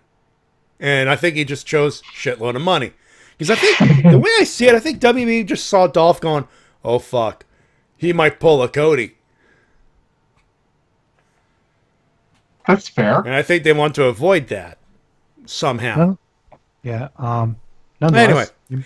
you may continue on. He continues, I'm curiously optimistic about this year's WrestleMania due to some of the matches. But do you think Carmella is going to pull a Seth Rollins and cash in during Asuka versus Charlotte's match? Please no. And what they need to do is They're teasing it. They're teasing it, but I don't see it happening. Yeah. Here's what I want. I want them just to ignore the whole separation bank rule. Just have her cash in on like Nia or something, or Alexa Bliss. I mean, that would be the only way to make it work. Because, number one, I don't want her to fail, because we're already seeing Baron Corbin fail, and I don't want both cash-ins to fail. And two, I don't want Asuka to lose the title to lose her first match to a cash-in. Yeah. Yeah, you know what? I really hope Asuka goes undefeated until next WrestleMania. The rumor has it with her versus Ronda Rousey, if they could keep that streak going that long into another year, fucking A, that'd be big time. Oh man, you know what? That would be huge. You know who the perfect person to lose that belt to be would be? Kyrie. Kyrie's. I would say Kyrie Sane definitely. Also possibly Nikki Storm. Nikki Storm would be a good one. Would love to see a resolution to Ember Moon, to that thing with Ember Moon. Oh yeah, that'd be another good one. And Kira Crystal says that he didn't have time to watch Raw due to school in the morning. That's understandable. Nah, that's fair enough. You know what I did back in the day? I taped it. Yeah, VHS, motherfuckers. I remember those days. I would watch the first hour, record both hours, make sure I'd have enough, and then when I want to go to bed, I would have, like, it would be SP and EP. Like, SP would be the 2 hour and EP would be the 6 hour. What I would do, the first hour would be SP or EP, and then the last hour would be EP, so I could fit both hours of Raw. I remember having to record WCW on one while watching the other. How old are you? 33. Oh, only 33. Okay. You're Matty's age. I'm 31, motherfucker. What are you talking about? Oh, fuck. I'm not that old. Sorry, dude. He's 6 years older than you. Calm down. And for those taking score at home, I'm 27. And for those keeping score at home, Dave. Well, it's the first one of the month. First one of the month. There you go. Dave slap. They're becoming rarer and rarer by the week. Well, you're getting more and more tolerable, to be fair. Either that or my insanity is rubbing off on you. This could be a dangerous thing, Matt. Too late. Anyway, do you think Kira Crystal continues, do you think there's going to be some call-ups during the Backlash pay-per-view, as well as who do you want to see on Raw and SmackDown after Mania? I'm going... Good question. Like we were talking about NXT call-ups earlier. As far as women go, I think they have to call up the Iconic Duo. Yeah. That would be one... That'd be a call-up right there. Let's see. Especially if they want to do this whole women's tag division, they need the Iconic Duo. Yeah. They're actually thinking of doing a women's tag division? It's one of the rumors. Man, they're late to the party. Again, something Impact did years ago. I know, but they kind of got rid of their tag belts like 6 years ago. I know. I'm just saying. Late to the party. Only around for a few years, unfortunately. It was a really cool division while it was there. And it was a nice division. It'd be a shame if someone were to ruin it. Thank you, Eric Young. Sorry, Eric Young. Moving on. Do you think there's going to be I'm going to go and try to get Ember Moon's theme out of my head. Good luck. You'll need it. And next, T-Dub, guess who it is? Guess who's next up? French.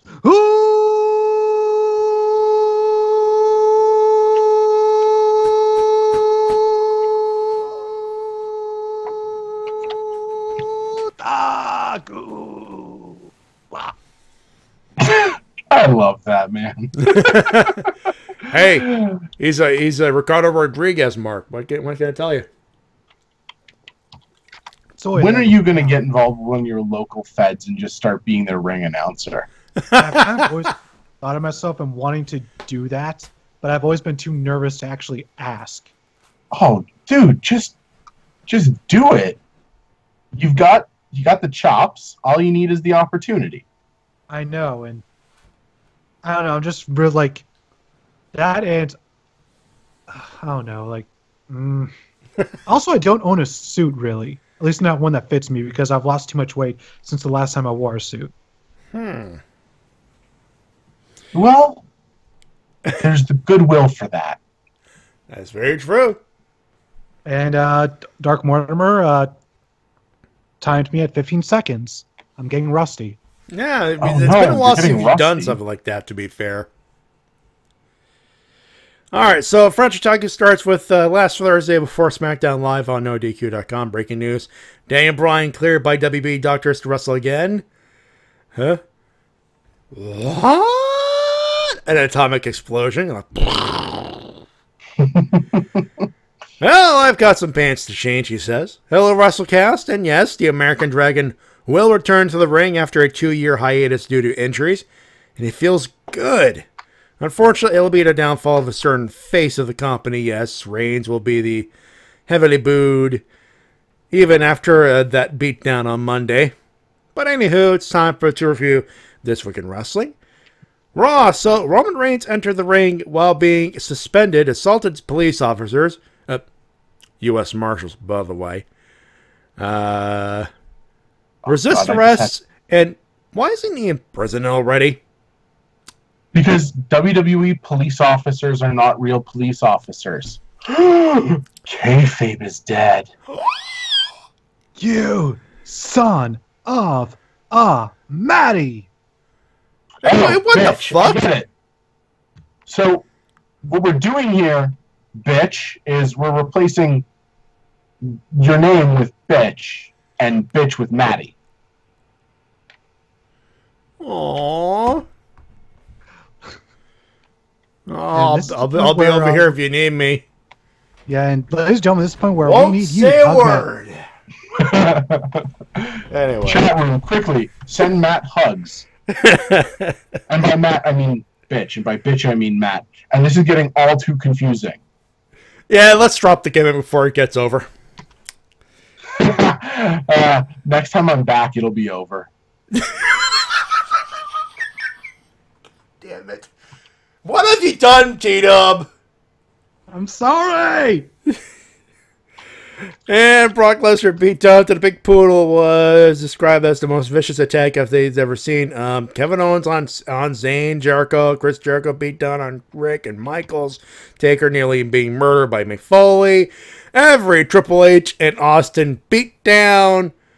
Oh, and the Powerbomb last week, too. Don't forget that, French Otaku. Yeah, my BS meter has reached critical levels, but I digress. In other news, Alexa will face Ms. Scott Steiner. Seriously, she's got that sound right. Strowman must find a partner to face the Snack Bar at WrestleMania 34, and the Ultimate Deletion. It was fine. Not as good as the final deletion or Tag Team Apocalypto, but it was fine. Alas, it marks the end of Bray Wyatt's character. I have a bad feeling about this.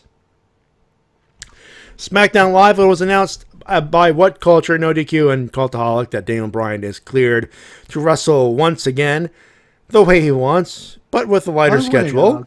How cool is it to see Cultaholic on WWE television? I know, I saw that. I'm like, hey, Ross and Anna Pacini going over. Very nice. And, you know, Jack the Jobber too, but, you know.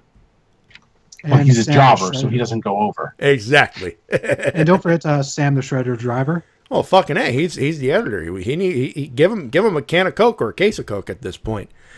And in the end, he got his ass beat by Steen Erico, and shock of all shock, both of them get legit heel heat. Hooray! Plus, he'll face them at Right Mania with Shane as his partner. I'll take it. Go ahead, man. Is this the first time they've had legit heel heat I honestly think every other bit of heat they've had is because the crowd loves them. Then again, it's Kevin Owens and El Generico, for God's sakes. I mean, it's kind of hard. Kind of hard not to like them. Other than that, it was a forgettable SmackDown where I can barely remember anything. Even the Snows Nakamura feud, which is scary. Damn you, Road Dogg. NXT, I haven't watched it yet, but I've heard it was good, with the return of Gargano before getting arrested and the future debut of Ricochet. Shut up and take my money. Winners, what else? Go ahead. Okay, I'll take your money. No, that's what it wrote down on the email. I'm reading the email. But I'll take the person who wrote the email's money. I'll take all their money. Just give us your bank account number and your PIN. Okay? I need the money. I really do. Yeah, that joke went over. Yeah, that joke is, yeah. It's okay, dude. Even we have jokes that bomb. Winners! What else? The return of Daniel Bryan to the ring. It's either this or leaving for the Indies, where he'll be treated like a godforsaken king. If that's true, Miss Brianna Danielson Garcia for being the motivation for Bryan's return. Yeah, I'm praising a Bella twin. Don't get used to it. All right. Mark Henry entering the Hall of Fame 2018. Well, that's well deserved for sexual chocolate. George Rutherford from What Culture, a former WB storyline writer who gave us his experience on the video 9 Things You Learn as a WB Creative Writer. In short, Vince is always high on protein bars and Dr. Pepper Diet Soda. Henry is one of the coolest guys to chat with. Dusty Rhodes is a freaking legend, and John O'Clock is still a dick. Protein bars and Diet Dr. Pepper.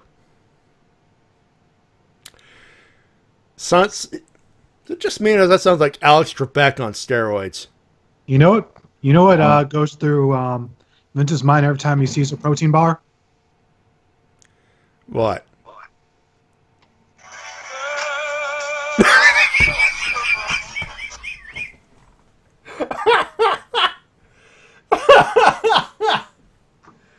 Okay. Oh, that just happened. Yeah, that happened.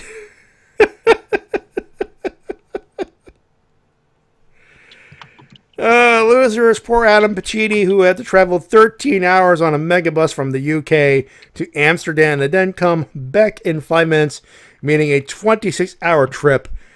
How did he manage to survive is way beyond me. Well, I would ride 13 hours and I would ride 13 more to be the man named Pacitti to lose a bet on Kota.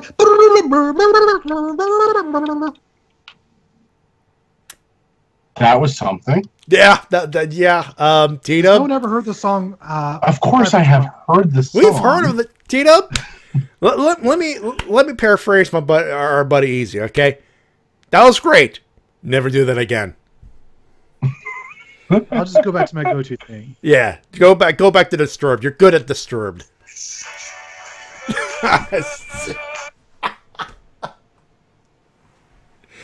Anyway, the fact that another loser for French Tucker is the fact that Bayley and Sasha Banks, 2 women who have the best female matches in WWE, sent to the low mid-card for WrestleMania or worse, the pre-show. God damn it, WWE. The portrayal of Lesnar's beatdown on Raw, it was vicious, but not as vicious as previous ones. And one more loser, Road Dogg, because SmackDown Live is still shite. Well, it's time to kick out, aka sleep. See you guys next week for the beginning of April and WrestleMania. Wow. I wasn't going for that, but thank you, Tita. And finally, last up, and it's LPH, everybody. He's in the chat. Say hi to LPH, everybody. Fight for your dreams. Hello! Fight for your dreams. God, give a man some warning. It is. Fight for your dreams, and your dreams will fight for you. Daniel Bryan. Good quote there. So Raw is boring, but the ending saved it. Thank you, Matt and hashtag GDYC. What does that mean? God damn you, Cole. SmackDown, Daniel Bryan is 100% and he's 100% and he got his ass kicked by it now, Kevin Steen. Matty. What? When you say goddamn you, Cole, what do you have against Adam Cole, baby? I believe no. Actually, I wasn't saying goddamn you, Cole. I was. Don't look at me. I'm reading the goddamn email. Ask LPH. I just had the idea of the next storyline being that Adam Cole is secretly Michael Cole's child. Oh, good Lord, no. No, yes, no. Do it. No. First thing you need to do, cut Adam Cole's hair so that way it's like super short. Yeah, exactly. And have Michael Cole for like a week and a half before Adam Cole's debut. Just start using Bebe a lot. Yes. And then also have Adam Cole change his wrestling gear to Michael Cole's singlet. I'm not even going to dignify that with a response. Now Kevin Steen is back and no word on El Generico comeback.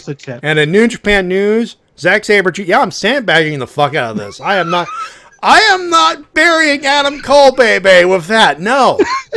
No. Jesus Christ, that broke up.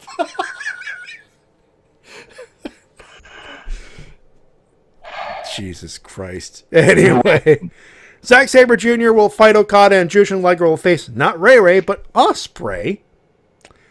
Now, on to this week's overall. It was good. Winners, Matt Hardy, Daniel Bryan, and Zack Sabre Jr. Losers, Michael Cole again. Hashtag goddamn you, Cole. That's what he said right there. It's what it says on the email. Ask LPH. I can only imagine. I don't know any other Coles in wrestling other than Adam Cole. So who are you referring to? If you're not saying goddamn you, Adam Cole. He's talking about Michael Cole, idiot. You mean Adam Cole's dad? Adam Cole Sr.?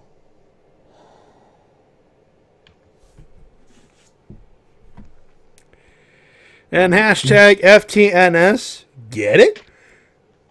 So that they'll be in just Miz and versus Bryan at SummerSlam and Day Kids at WrestleMania 67. Bye. Huh. Okay then.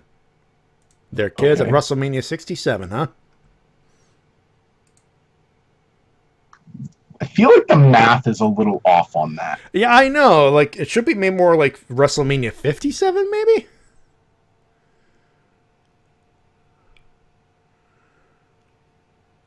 I don't know. Anyway, that being said, ladies and gentlemen, those... If I could get the thing queued up correctly. And I apparently cannot. Come on, Windows. Work with me here. Those are your emails and comments of the week. You could send them at thewrestlecast@gmail.com. We shall return with our preview of New Japan's second show in the United States. Strong Style Evolved. They got a card, folks. It's a card. We'll take a look at it when we come back. Don't go far.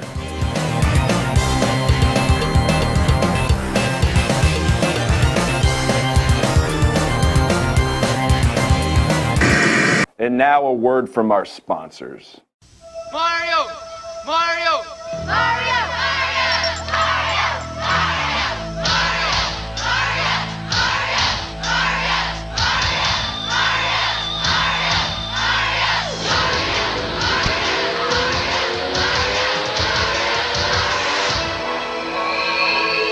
He's back. All you had to do was ask. Super Mario Bros. 3 from Nintendo. Now you're playing with power. This is WMOB Mobile. 12 on your channel dial and 12 in the TV ratings. My brothers taught me about wrestling, but I taught them about eating. So he brought us to pizza, and it's all-you-can-eat buffet. You get hot, fresh pizza, thin crust or pan. Plus, there's plenty of spaghetti, garlic toast, and a salad bar, all for a super low price. That's why I'm paying today. Kev, let me pay. I'll pay for this one. You two pay for the pizza to go. Pizza to go? I thought you were full. These are for Dad. Yeah, sure. For pizza out, it's pizza in. Yeah, yeah, yeah. Good job, congratulations, Zach. Hey, TAC, thank you for your help this tour. We're unstoppable. We're unstoppable. First time, first New Japan Cup. And I ended it how I started it. Orienteering with Napalm Death. Naito tapped out, and Tanahashi, the ace, is finished. Yes. Because you're looking at the new ace of this company. Okada, you've had a good run. You've been champion, what, about 17 years?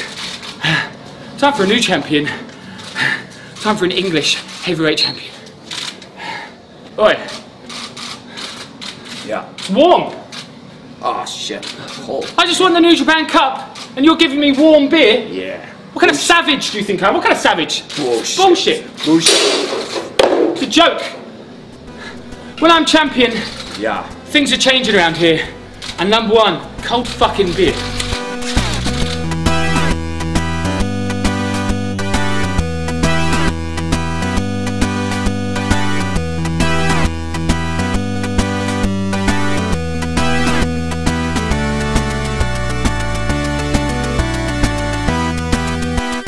And we are back here on the Wrestle-Cast, presented by RBT Entertainment on the BrokenInfinite.com, Podomatic.com, iTunes, podcasting places, and live on our Twitch.tv channel.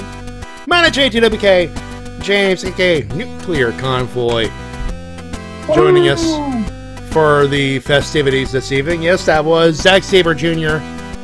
during his press conference after winning the New Japan Cup.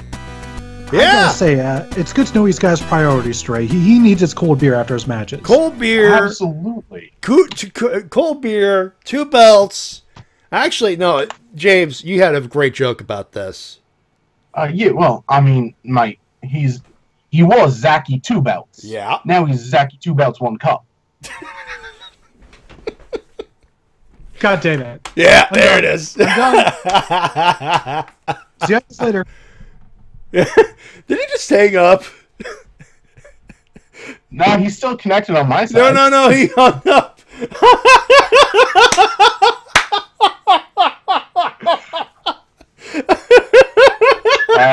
That's beautiful. Are we alone now, Matt? It's been such a long time since we did get hang a gimmick. Like, we used to do that all the time. After, like, one bad joke, we'd leave for, like, 5 minutes. Oh. You know what I just stumbled across? What?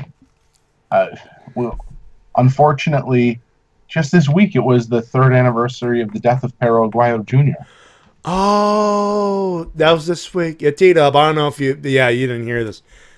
3rd anniversary of Perro Aguayo's death. Fuck. Yeah. Yeah, March 21st. Thanks for that sobering thought.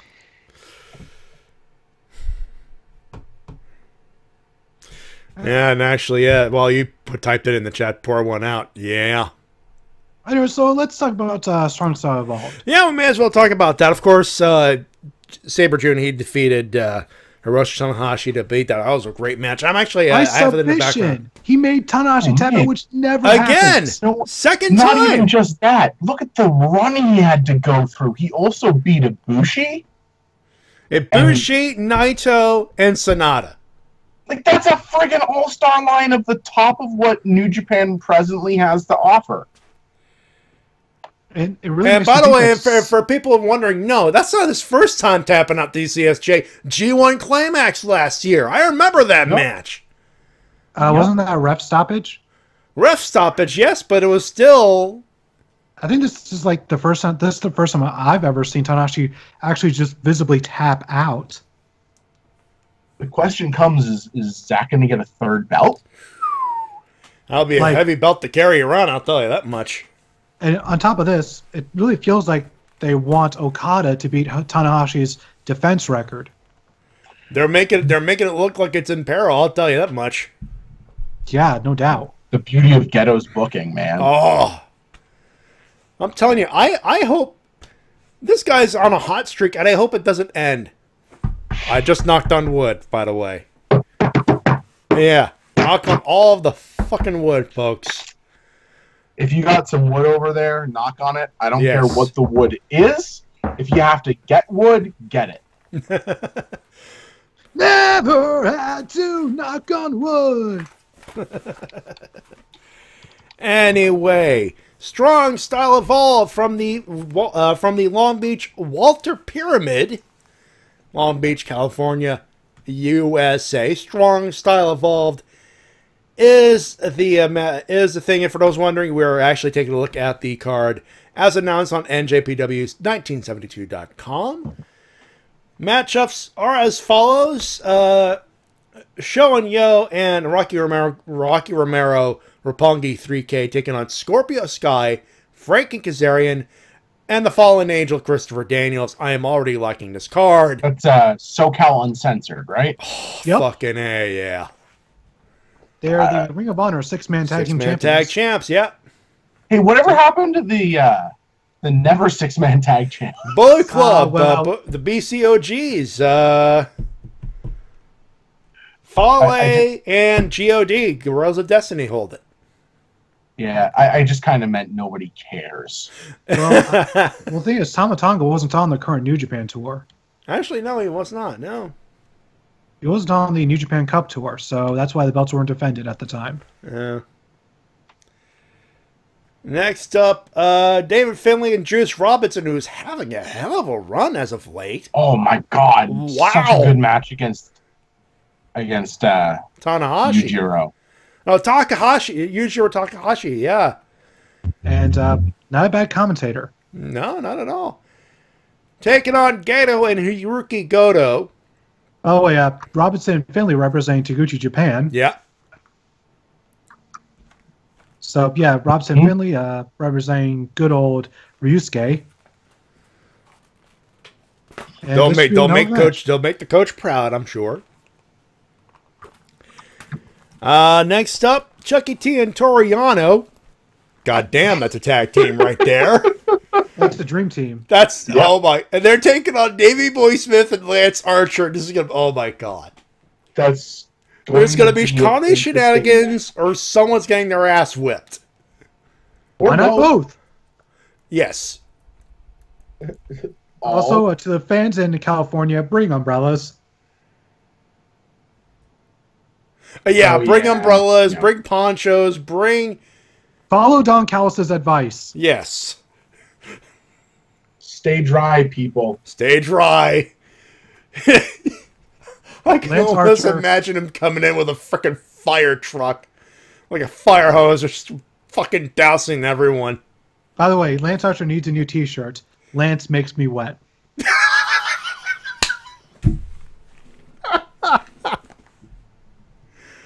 Okay. Phrasing. Next up, Tongaloa and Tama Tonga taking on, hello, Marty Scurll and Cody. The Mega Powers collide, brother dude. Yeah. No, Bullet Club's fine, guys. Bullet Club is fine. Huh? The people in Bullet Club are fucked. Oh, I get it. I know what you did there. Yeah. Very nice. Carlin, folks. That's what it was. Love it. I hope, a part of me hopes that Tama Tonga just destroys Cody. I would love to see Tama Tonga get involved in the feud for Bullet Club leadership with Kenny and Cody. I'm not sure if you've heard my prediction, but mine is that Tama Tonga will usurp both of them and become the one true leader of the Bullet Club. His charisma has grown staggeringly over the last couple of years, in my opinion. The way he moves around the ring is unlike any other performer, and all he needs is somebody to give him the go to really be something more than he is. We know he can go. His brother can be muscle. Yeah. And the mouth that swears all the time. Yes. The South Park movie of wrestling. Okay, now I just want to tell.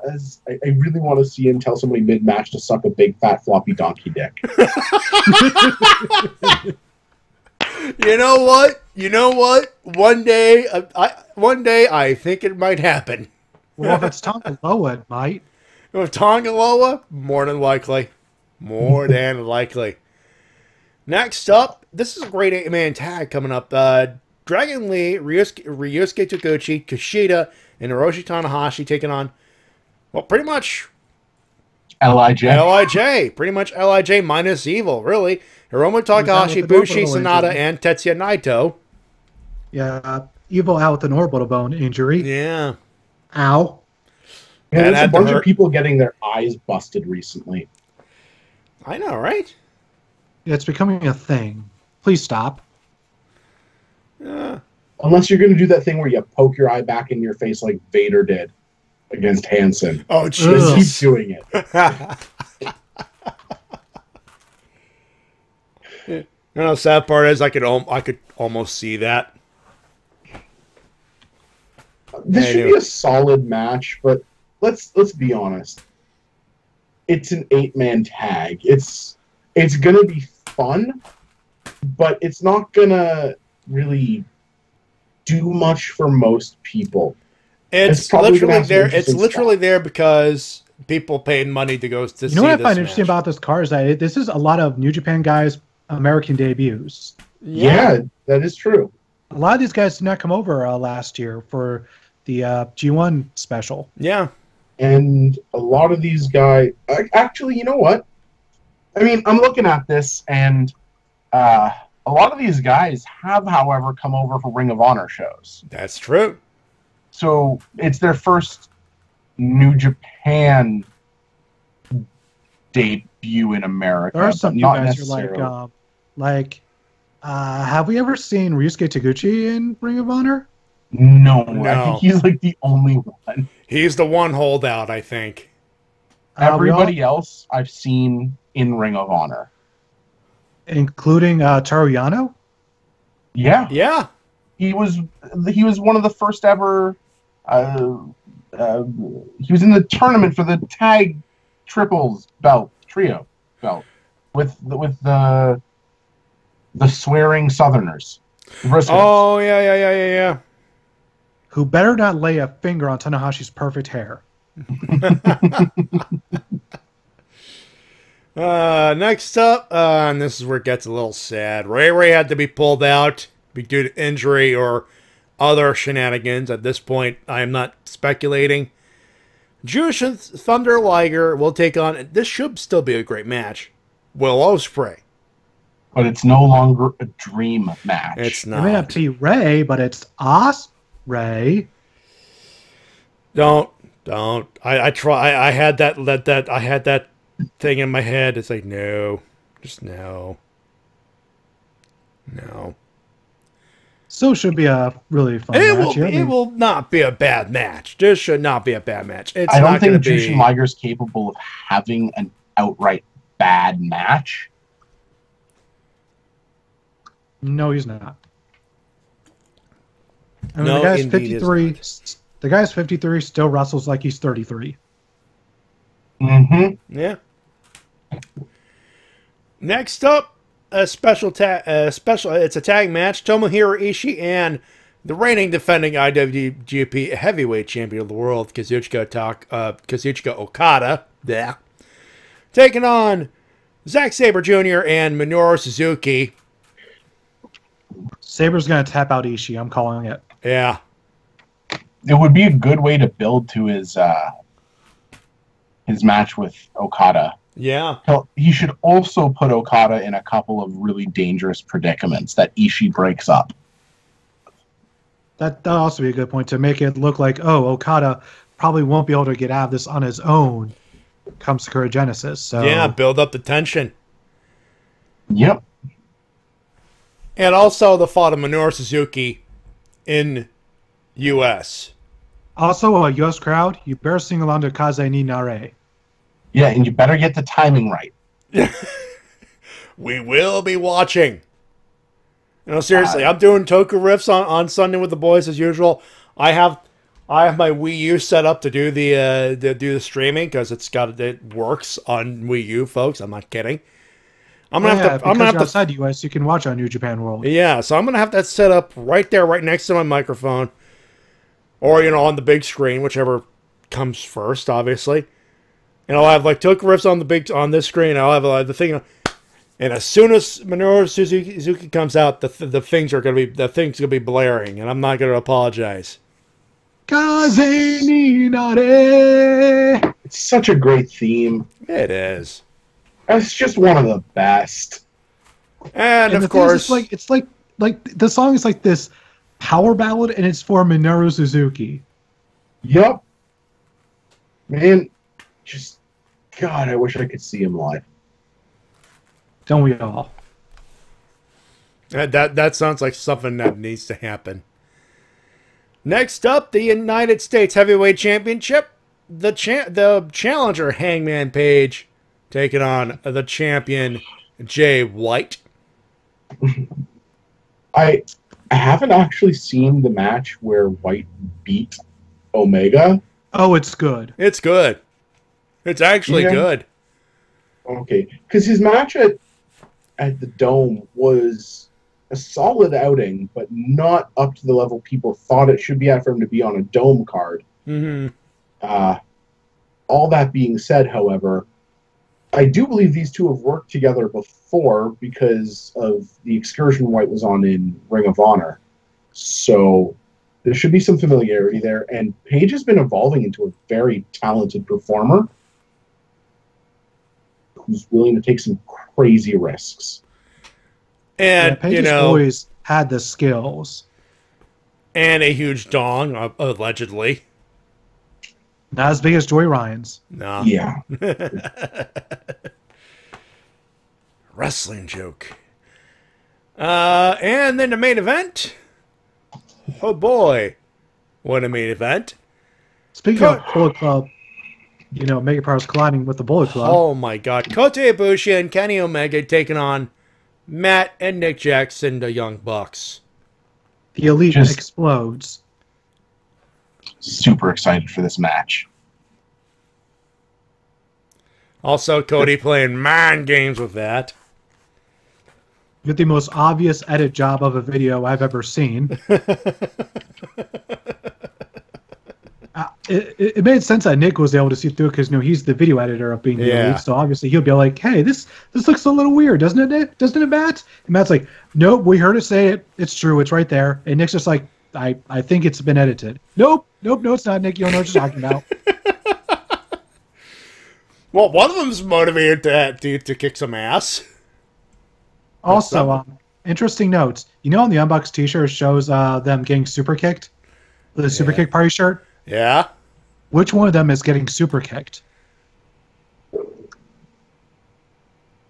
I couldn't possibly answer that question for you. It's the one that wears a bandana. During the match or just on the entrance? Nick is the one that wears the bandana. Yeah. Yeah, I feel like I'm the only one that actually pays attention to the Unbox attires. I think the rest of us just focus on the match being awesome, which it usually is.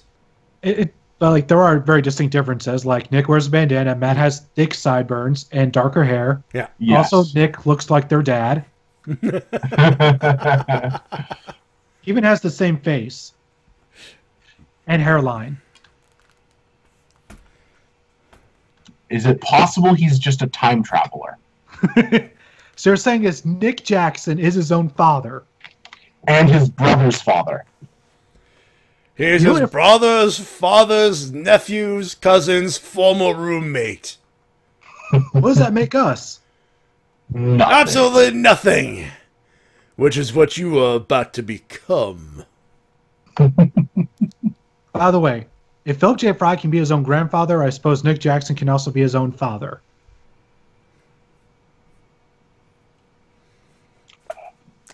Futurama logic. I ain't arguing it. Yeah, thank you, Evil Rev. There you go. Anyways, this whole card to me is pretty stacked. It's a good card. I mean, it's not the card they wanted, obviously, but it's a solid card, no less. And as I stated earlier, no Michael Elgin. I'm happy. Yeah. We have a full New Japan card, and Michael Elgin is not a cunt hair inside of it. Actually, James, do you know of what's going on with Michael Elgin's situation? In general, yes. All right. Let's check. Why? Very, very good. Very good. Yeah. And best part is, after this, we get the best of the Super Juniors, which means even less Michael Elgin. Because he's not a Super Junior. And it would be amazing to see him try and pretend to be one. And let me on the show, guys. I swear, I can flip. And then El Desperado just kicks him in the face.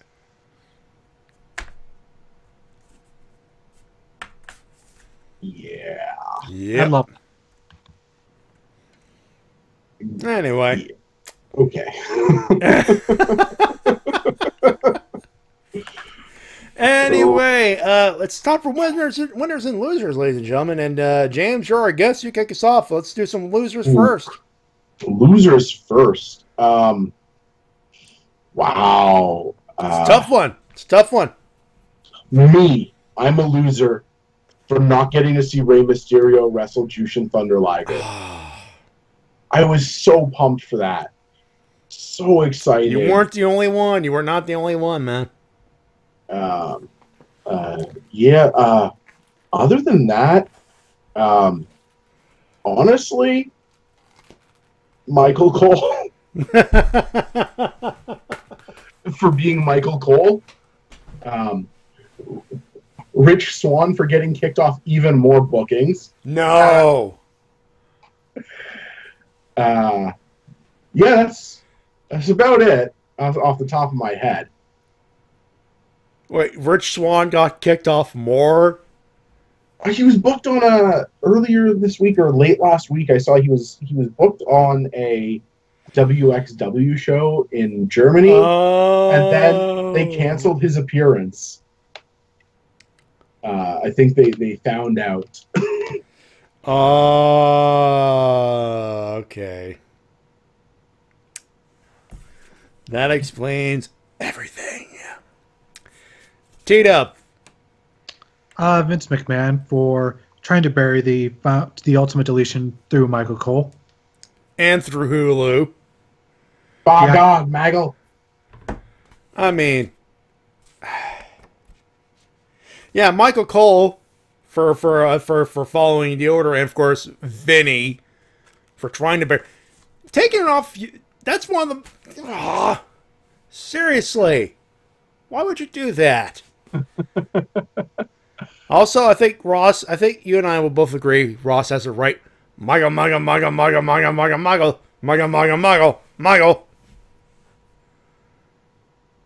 That was scary. WTF moments. Cultaholic. Though I will say I'm not a fan of the whole big dog bebop he's been doing the last couple of weeks. That's a great idea, Ross. Never do that again.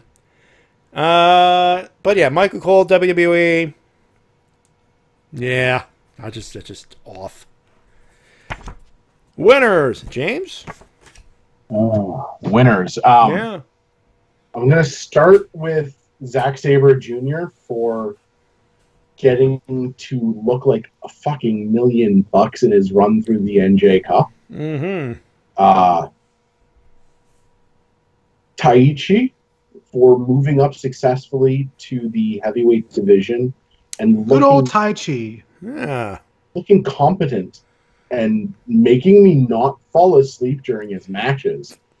I think he lost motivation or something in the juniors because that match against Tanahashi that he had was gold. Let's see. I got a couple others. There's me again for having this immensely successful article come out and the opportunity to talk about it here tonight. super thankful you gave me this time. Thank you. Are you hearing me? I've gone silent. No, that's okay. I'm letting you talk, man. And man, just geez, wrestling in general right now is on a major up curve. So let's be happy for that. All right. T-Dub. It's the outside obvious ones like Daniel Bryan and all the people that won this week. I also like to give one to Johannes Eckerstrom. Really? Excuse me? Who? He is the lead singer for Avatar. Avatar? As in, they just had a new album come out. As in Smells Like a Creep Show, as in Hail the Apocalypse, as in A Statue to the King Avatar. And I'm looking for a very specific tweet as to why. Oh man, I've been digging that new album, man. It's freaking great. Yeah, Spotify recommended it to me out of the blue, and I just been playing it a lot. Hold on there. I'm about to find it. God damn it. Where is it? It's one that shows what type of person it is, and there's a reason why I'm announcing it here. I'm just going to do a Twitter search. All right. Hopefully you did not delete the tweet. There we go. Found it. Hey. For those who don't know, he is a major big nerd for wrestling. Okay. Drop a link in here. And you can see this in the music video for Torn Apart, where it has a whole bunch of independent wrestlers just having a brawl. Anyways, he was asked what he thought about TNA, and his response was, "Never followed enough of it. OSW Reviews did some fun stuff on it that I enjoyed." Johannes Eckerstrom, Nogger. Yeah. Hello, Noggers. Happy days are here again. Bah. I think we lost James for a second. It's all good. I'll come back. All right. So as if you'll know that one of the most charismatic current lead singers in heavy metal is also a Nogger. Who knew? No idea. It's just weird. The guy's just so many positive things are coming out about this guy. I love it. Awesome. And you should guys follow him and on Avatar on Twitter because they're just amazing. And everyone should be following Johannes because he's just a beacon of bright hope, despite his appearance. All right. And of course, gotta give a shout out to Yakuza 0 because why was I sleeping on this series? What the fuck is wrong with me? This is amazing. I feel the same way about Yakuza. Grand Theft Auto can suck my dick right now. All right, then. For me, Daniel Bryan, obviously. Ultimate Deletion. Chair of Wheels. Mower of Lawns. Chair of Wheels. Oh, my God. By the way, Shintaro Girl was sad that so many people chose, when he asked, what would you choose, Chair of Wheels or Mower of Lawns? And everyone went Mower of Lawns. And Shin was like, what about Chair of Wheels? Yeah. What about Chair of Wheels? I'm a Chair of Wheels kind of guy. Yeah. How about this for a surprise extra winner? Twitter just popped up some beautiful fucking pictures of PWG's show at a different venue. Their new set is beautiful. I hope they run this place more often. It looks beautiful, man. Yeah, it's the Globe, right? I don't know the name of it. I'm just seeing a Ryan Satin tweet where he's got a balcony. Wow, seat. yeah. Oh my God. I'm seeing some pictures of that. That looks amazing. Yeah, that's the Globe. Yeah. I'm sorry to interrupt you there. No. I'm looking at the pictures too. That is, oh my God, that is a beautiful set. And also, independent wrestling. Yes, indeed. Who says indie wrestling can't be big time at the same time? Losers. Damn That's right. you. Vinny's a loser. That's what he is. Anyway. Kevin Steen. Come on. Keeping kayfabe alive. Goddamn right. Oh, I forgot to mention Kaito Kiyomiya. He got cleared after his concussion. Hey! Good for I him. have a soft spot for him. Kitamura? Kaito Kiyomiya. From Noah. Oh. Yeah, he did his excursion in like Ontario and the northern the indie scene in Ontario. Yeah, he wrestled a bunch in Smash. Super nice guy, awesome talent. Really, really a boon for pro wrestling. Noah, gonna make them a star. Awesome. What do you think about Taiji Ishimori leaving Noah? Honestly, if that's what he wants to do, good for him. He needs to. He's been with them a long time, and he kind of got stuck into just a bit of a rut. It felt like he was kind of their ace of the junior division. No, I put that position to Daisuke Harada. He was at one point maybe, but lately he's sort of been playing background, you know? He's been in their junior tag championship position, but like that's quite low down the card as far as Noah belts are concerned. And his team with High 69 was fun, but it didn't feel like it was going anywhere particular. I think the biggest thing of note for him recently was that he was chosen to be an X Division champion for a while. Yeah, he had a nice run with the belts. Wish it would have gone a bit longer. Yeah, unfortunately, with the way Impact film television, it's kind of difficult for them to routinely get foreign talent for their TV tapings, right? Yeah. And I'm assuming that him losing the title coincided with him leaving Noah. No, he lost the title before he left Noah, but he did very shortly after winning the tag belts lose them. So he did lose a title on the way out. I hope that he winds up someplace where he's happy and gets to have a lot more exposure. And I hope that he brings his theme song with him. That would be cool.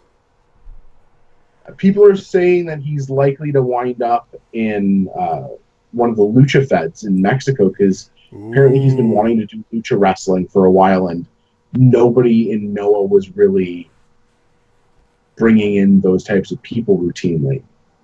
Right. So possibly, could he be going to CMLL and New Japan? He could. He could go to... It's possible that through his connection with Impact and Noah, he's going to transition over to AAA/Lucha Underground. Oh. That could also be a thing. Yeah. And that would allow him to maintain appearances more easily with Impact because it's far easier to get people up from Mexico than and give him a real good proper run with that X Division title. Yeah, it would be pretty cool.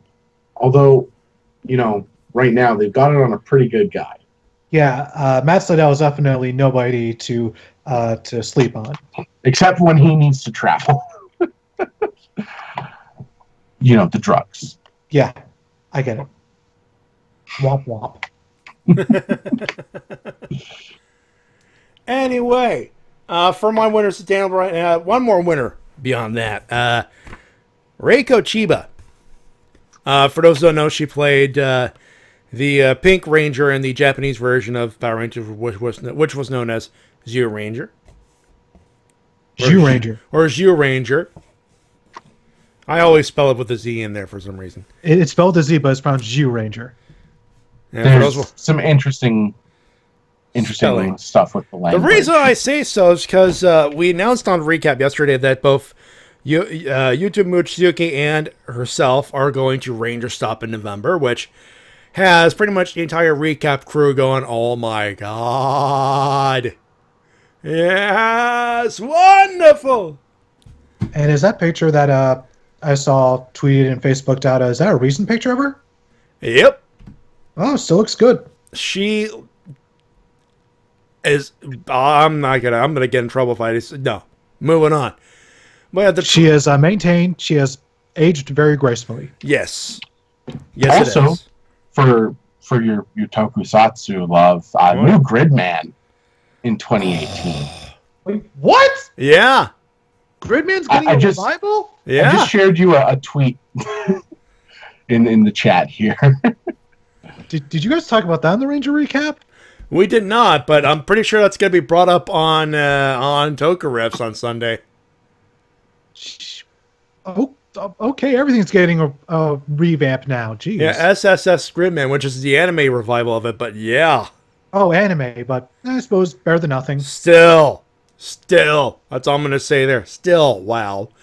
The reason I bring it up because Zeltrax Millennium, who's one of our fans here, retweeted something, say, hey, Matty, I've retweeted pretty much everybody that's a member of the RVT crew that goes to Ranger Stop every year.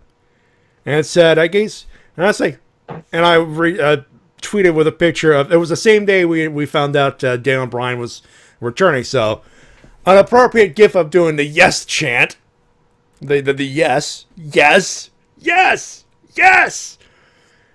It was liked by Reiko Chiba. Zeltrax then goes, well, she jumped the gun, and she replies, well, actually, it's Yuta who actually jumped the gun on it. And there's a picture of it, and I go, okay, that makes sense. I send the tweet. I literally go, wait a minute. Terra Ranger May just replied to Zeltrax Millennium and me. What? What? Yeah. I was like, this is me all week because of that. Already because of Ultimate Deletion and all that stuff. So there you go. Reiko Chiba, winner this week. We already plugged the hell out of NuclearConvoy.com, but we're going to plug it again. Woo! Because it's that time. Do you have any... Obviously, you just finished this massive article. Are you working on anything else at this point? Or you're just trying to... You're just... At this moment, I'm mostly focusing on running through my GIF collection, posting that up to get that going. I need to rewatch the full KOPW show because I only got about half of that when they were doing their live stream because I didn't have any notification they were doing a live stream until like halfway through when I was dead asleep and I woke up to it. And it's one of those things where you're on your phone on the toilet in the morning. You're like, oh, shit. And I missed the first half of the show. But the show, from what I saw, was really good. They had a Progress tag match that is now actually on demand Progress. So you can watch Chinese pro wrestling on the demand Progress streaming service, which is pretty rad that they're giving people that opportunity. As far as I understand it, it's only that one match. Now, there's a lot of people who have said that they would like to see more like this. My next region I want to cover is looking at more in depth on the scenes in Hong Kong, Taiwan, Macau, and Singapore. There's a possibility that I've had it suggested that the Singapore and Malaysian scenes are pretty tightly knit, so I might expand it to Malaysia as well. But I don't have the same type of connections yet in those areas that I had with regards to China. I was able to talk extensively in China with guys like Big Sam and Hong Wan, who are both MKW wrestlers. I've previously interviewed the first MKW champion, Dalton Bragg, MKW's owner, Adrian Gomez, for my blog, and I got connected with a lot of people through them for this article. which made doing research very easy. And Hongwan was really generous with his time, helping me get translated names, helping me understand what's going on, giving me news without me even asking, sending me, the information about OWE. I wouldn't have even known it was happening if it wasn't for him. So, go follow him as well on Twitter. It's at Hongwan, HONGWAN Wrestler, WRESTLER on Twitter. T-Dub, on your end. Currently, we're going in the very near future, going to be working on my review of WrestleMania 24. But until then, you can enjoy my review of Mass Effect Andromeda, which seems to be just keep on clicking up views. Which thank you guys so much. You're getting a fair bit of traction on that. Congrats, man. Yeah, now over 70. Yeah. As of right now, hold on. Oh, I'm still logged in on the RVT YouTube account. God damn it. Whoops. Give yourself more views. Yeah. Yeah. Last time I checked, it was at over 70, which is like, holy fuck. For like a non-wrestling video game review, that's not very common for me. Congratulations. So yeah, thank you guys so much for that. It means a lot that people actually took time out of their day to not only watch one of my videos, but one of them that has nothing to do with wrestling whatsoever, which, like I said, usually don't get as many views. Just look at my Jack and Daxter review, for instance. That currently is sitting at 19 views, whereas my Mass Effect Andromeda is currently at 79. Were you positive on the game or negative? Positive. Cool. I only got about... I just got that cat person. Cat person? Alien cat-faced person. Jaw? Yeah, that's the one. I don't really see him as a cat, but okay. Yeah, Jaw's he's I think he's pretty cool. I don't really have a problem with any of the squad mates in this game, to be honest with you. But then again, I'm a very positive person. It takes a lot for me to dislike a character. That's fair. If you're interested, there you go. There you go. There's a thing in there. On our end, here's what's going on tomorrow. Tomorrow on our Twitch, of course, all the other stuff. The Helmsman and Tommy Helms with the crew. Tomorrow, they're going to be doing more video game streaming, of course, on their channel. Of course, on this channel. After that, the Anime Mavericks podcast, the official anime podcast of RVT Entertainment. I believe it is Mike's turn this week for the the first episode of anime to take a look at. On Sunday, Tokyo Riffs Live. It's another regular day for us. It'll be Kamen Rider Build, Lupin Ranger versus Pato Ranger, Uchu Keiji Gavan, and Hurricaneger to do the stuff and things. Of course, your Toku memes live as well. Keep them coming, folks. They're funny as hell. On Monday, The Shades plays. I believe he's looking into other games. He completed Illusion of Gaia finally, so he'll be doing something then. Go ahead. I thought he was doing more Binding of Isaac. I believe that's what he's doing now, yeah. On Tuesday, Riff Down with TWK, this man over there, and of course his crew, they're riffing SmackDown Live along with you as well. Road to WrestleMania, it's getting good. On Wednesday, the Monk Minis with more TRPG action. Last week we did a Star Wars RPG. This week it's, I believe it's something else. But well, you'll have to talk to Shades. At this point, all I know is that we do tabletop stuff. I play characters, and it's fun. On Thursday, no Ranger recap. We're done with that for a little bit. We will be back in a couple of weeks, however, with the classics as we ramp up for Power Morphicon. Oh God, the hype she be getting real, by the way. And of course, we'll be back here next Friday. We'll talk a little bit more about the Strong Style Evolved and how good or bad it was. And oh boy. Get aboard the hype train, folks. It's almost here. That'll be the Wrestle-Cast, all that good stuff. James, thanks very much for coming in again. Oh, it was my pleasure. Congratulations on your article. I hope Meltzer shares it. Thank you so much. I hope you get Meltzer to read it. I would love to have somebody like that read it. No, what you really need is Vince Russo to read it, obviously. Oh yeah, for him to read it and not understand it and hate on it because he's out of touch. He's out of time. Anyway, yeah, but thank you very much. And again, awesome article. You folks should read it. No, seriously, you folks should read it. It was good enough for me to read, and I don't read shit. Well, I certainly appreciate that. But I'll do it, ladies and gentlemen. We thank you very much for tuning in and saying hi. On behalf... Oh, here's something I need to tell you. If you're on Twitch, we got some exclusive emotes. We have some stuff. We have some we have some things. Hit the subscribe button. Give us some bids on all the good stuff. You can still follow us. If you follow us, there'll be notifications. And come WrestleMania weekend, we are Twitch.tv exclusive, so keep that in mind. That being said, on behalf of the Nuclear Convoy, woo! And of course, my good buddy TWK. Until next time, this is TWK of TWK Reviews. So need to work your gimmick.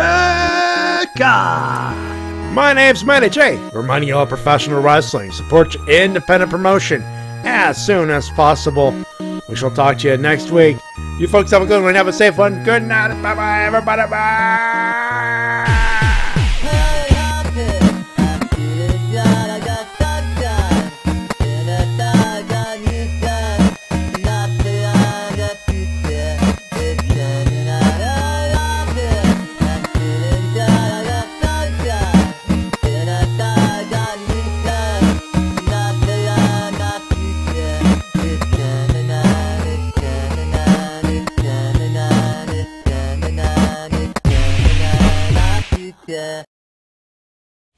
EC3, tonight's an important night as one man will be fired on the spot at the revealing of what's inside the Feast or Fire briefcases.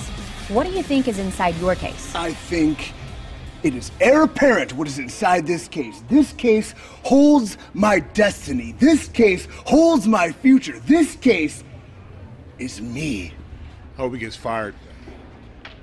I mean, that's one thing people want me to do is like get fired, but no, this case, it signifies my opportunity to become a... He's probably getting fired. This case signifies my opportunity to become an EC3... He's getting fired. This is a three-time world heavyweight champion because I'm the best guy here.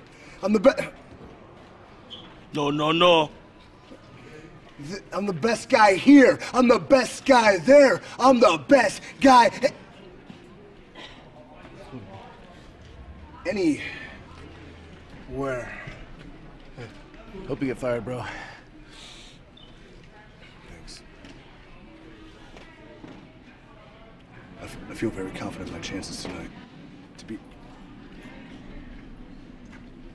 fired.